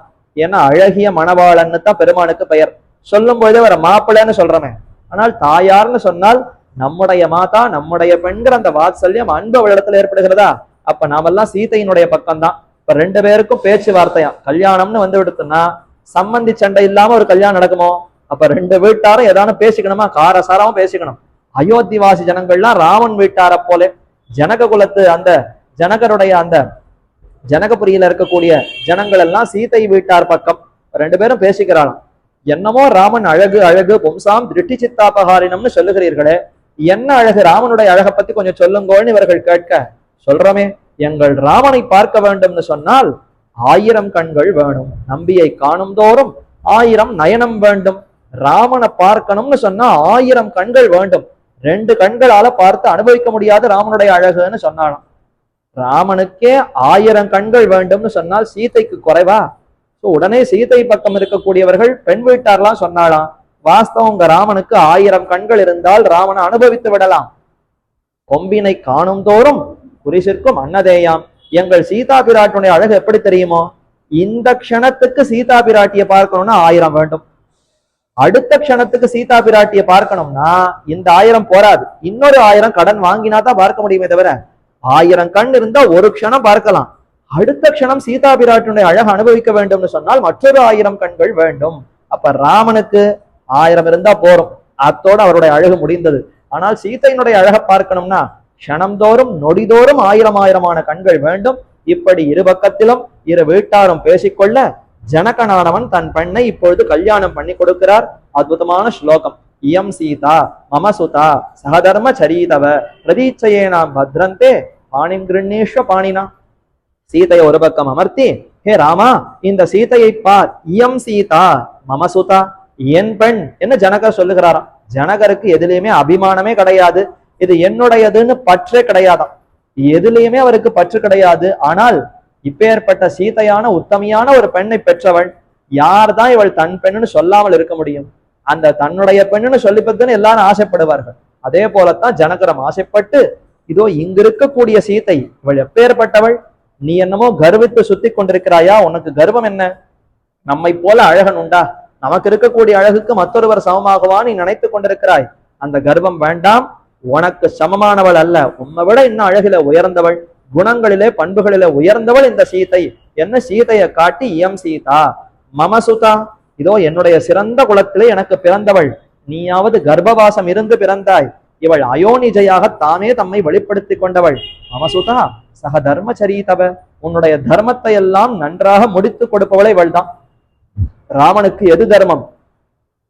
சரணாகத ரக்ஷணம். யாரெல்லாம் அபயம் காக்க வேண்டும்னு வருகிறார்களோ அவர்களை எல்லாம் காத்தல் தானே உன்னுடைய ரட்சணம், அதனுடைய தர்மம். அந்த தர்மத்தை நீ கடைபிடிக்க வேண்டும்னா இதோ தர்ம பத்தினியாக இவள் இருக்க வேண்டும். சீதை இல்லாத நீ எந்த தர்மத்தையும் உன்னால புரிய முடியாது ராமா. நீ அடியவர்களை காக்க வேண்டும்னு சொன்னால் சீதை அருகே இருக்க வேண்டும். சக தர்மச்சரீதவ இன்னும் அழுத்தி சொன்னார். ஒருவேளை நீ தர்மத்திலிருந்து பிழறா போல இருந்தாலும் இவள் உன்னை தர்ம வழியிலே நடத்துவள். தர்ம பத்னின்னு அவளுக்கு பெயர். சாதாரணமா கணவனுக்கு தர்மபத்தின்னு பெயர் உண்டோ? எங்கேயும் காணல.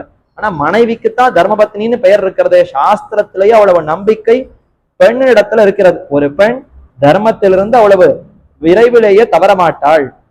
என்னானாலும் தர்மத்துல ஊற்றமுடையவளாக இருப்பாள் மனைவி என்பவள் என்று அவ்வளவு நம்பிக்கையோடு தர்மபத்னின்னு பெயர் கொடுக்கிறது. அப்பதான் இப்ப சீதையானவள் ராமனுடைய தர்மத்துல நிலை நிற்பவள். ராமன் சற்று ரட்சிக்க மாட்டேன்னு சொன்னாலும் வலிய பிடித்து இழுத்து ரட்சித்துத்தான் ஆக வேண்டும் என்று ரட்சிக்கும்படி செய்பவலாம். அப்படி சகதர்ம சரிதவ பிரதீட்ச ஏனாம் பத்ரந்தே, அப்படியே வேண்டி பெற வேண்டும். ராமன் என்னமோ சரி வந்தா வரட்டும் வராட்டி போகட்டும்னு அப்படி இருந்தாராம். என்ன ராமா இப்படி இருக்கிறாய், தபசு பண்ணி பெருமா போல ஐயோ சீதை கிடைக்கிறாளா என்று சந்தோஷப்பட்டு நீ எதிர்பார்த்து கைபிடிக்க வேண்டுமே தவிர எத்தனையோ பேர் எனக்கு பெண் கொடுக்க காத்திருக்கிறார்கள், அதுல இவளும் ஒருத்தி என்று இருக்காதே. சீதையை போல மற்றொருத்தி கிடையாது. சீதை கிடைப்பதற்கு நீ சிறந்த பேரு பாக்கியம் செய்திருக்க வேண்டும் என்று உணர்ந்து இவருடைய கையை பிடிப்பாய். பிரதீட்ச ஏனாம் பத்ரந்தே, கையை பிடித்த உடனே ஜனகருக்கு கண்ணில் அப்படியே கண்ணீர் வந்து விட்டது. மங்களாசாசன பரத்தை, ஐயோ கண்ணெச்சில் பட்டுவிடும் போல இருக்கிறதே. சீதைய ராமனும் ஒரு சேர பார்த்தால் என் அழகு என் அழகு, என் கண்ணே பட்டுவிடும் போல இருக்கிறது. பத்ரந்தே பத்ரந்தே, பல்லாண்டு பல்லாண்டு சௌக்கியமா இருக்கணும், கண்ணெச்சில் படக்கூடாது, திருஷ்டி படக்கூடாது. பத்ரந்தே பாணிம் கிருண்ணீஸ்வ பாணினா, இவள் கையை உன்னுடைய சிறந்த கையால பிடி. உன் கை தாமரை கை, இவள் கை செந்தாமரை கை. பாப்பானாம்பா சுபானாம்பா பிளவார்ஹானாம் வதார்ஹானாம் பிளவங்கம காரியம் கருணமாரியன நகஷ்டித் நாபராத்தியதி. என்ன குற்றம் செய்தவர்கள் யாரு என்று பார்க்க வேண்டாம். யாருமே குற்றம் செய்தவர்களாகத்தான் இருப்பார்கள். குற்றம் செய்யாதவர்களைத்தான் ரட்சிக்கணும்னு சொன்னால் இந்த உலகத்துல ஆள் கிடைக்காது. ஆகவே அனைவரையும் நீ ஏற்றுக்கொண்டு ரட்சித்துத்தான் ஆக வேண்டும் என்று சொல்லக்கூடிய உயர்ந்த கை கொண்டிருப்பவள், அபயம் அளிக்கக்கூடிய சீதா பிராட்டுடைய கையை உன் கையால பிடிராமா என்று சொல்லிக் கொடுக்க ராமனும் ஆனந்தமாக சீதையினுடைய திருக்கரத்தை பற்றினான். ஒரு பக்கம் ராமனும் சீதையும் சேர்ந்தார்கள், மற்றொரு பக்கம் லக்ஷ்மணனும் ஊர்மிளையும் சேர்ந்தார்கள், மற்றொரு பக்கம் பரதனும் மாண்டவியும் கைபிடித்துக் கொண்டார்கள், மற்றொரு பக்கம் சத்ருக்னாழ்வானும் ஸ்ருதகீர்த்தியும் சேர்ந்தார்கள். இப்படி பகவானான ராமனும் பக்தர்களான மூவரும் இப்படி அனைவருமே கிரகஸ்தாசிரமத்திலே அவர்கள் சேர்ந்து இல்லற வாழ்க்கையில ஈடுபட தயாரானார்கள். அந்த பத்தினிமார்களை அழைத்து கொண்டு நாட்டுக்கு திரும்பி சுகமே வாழ்ந்தார்கள். சீதா விவாகம், சீதா திருக்கல்யாண சரித்திரம்னு சொன்னால் இதுவரைக்கும் சொல்ல வேண்டியது மரபு. மங்களம் கோசலேந்திராய மகனீய குணாப்தயே சக்கரவர்த்தி தனூஜாய சார்வபௌமாய மங்களம். மங்களா சாசனபரைஹி மதாச்சாரிய புரோகமைஹி சர்வைஷ்ட பூர்வைர் ஆச்சாரேஹி சத்கிருதாயாஸ்து மங்களம். ஸ்ரீமதே ரம்யஜாமாத்திர முனீந்திராய மகாத்மனே ஸ்ரீரங்கவாசினே பூயாத் நித்யஸ்ரீ நித்யமங்கலம். ஆழ்வார் திருவடிகளே சரணம், எம்பெருமானார் திருவடிகளே சரணம், ஜீயர் திருவடிகளே சரணம்.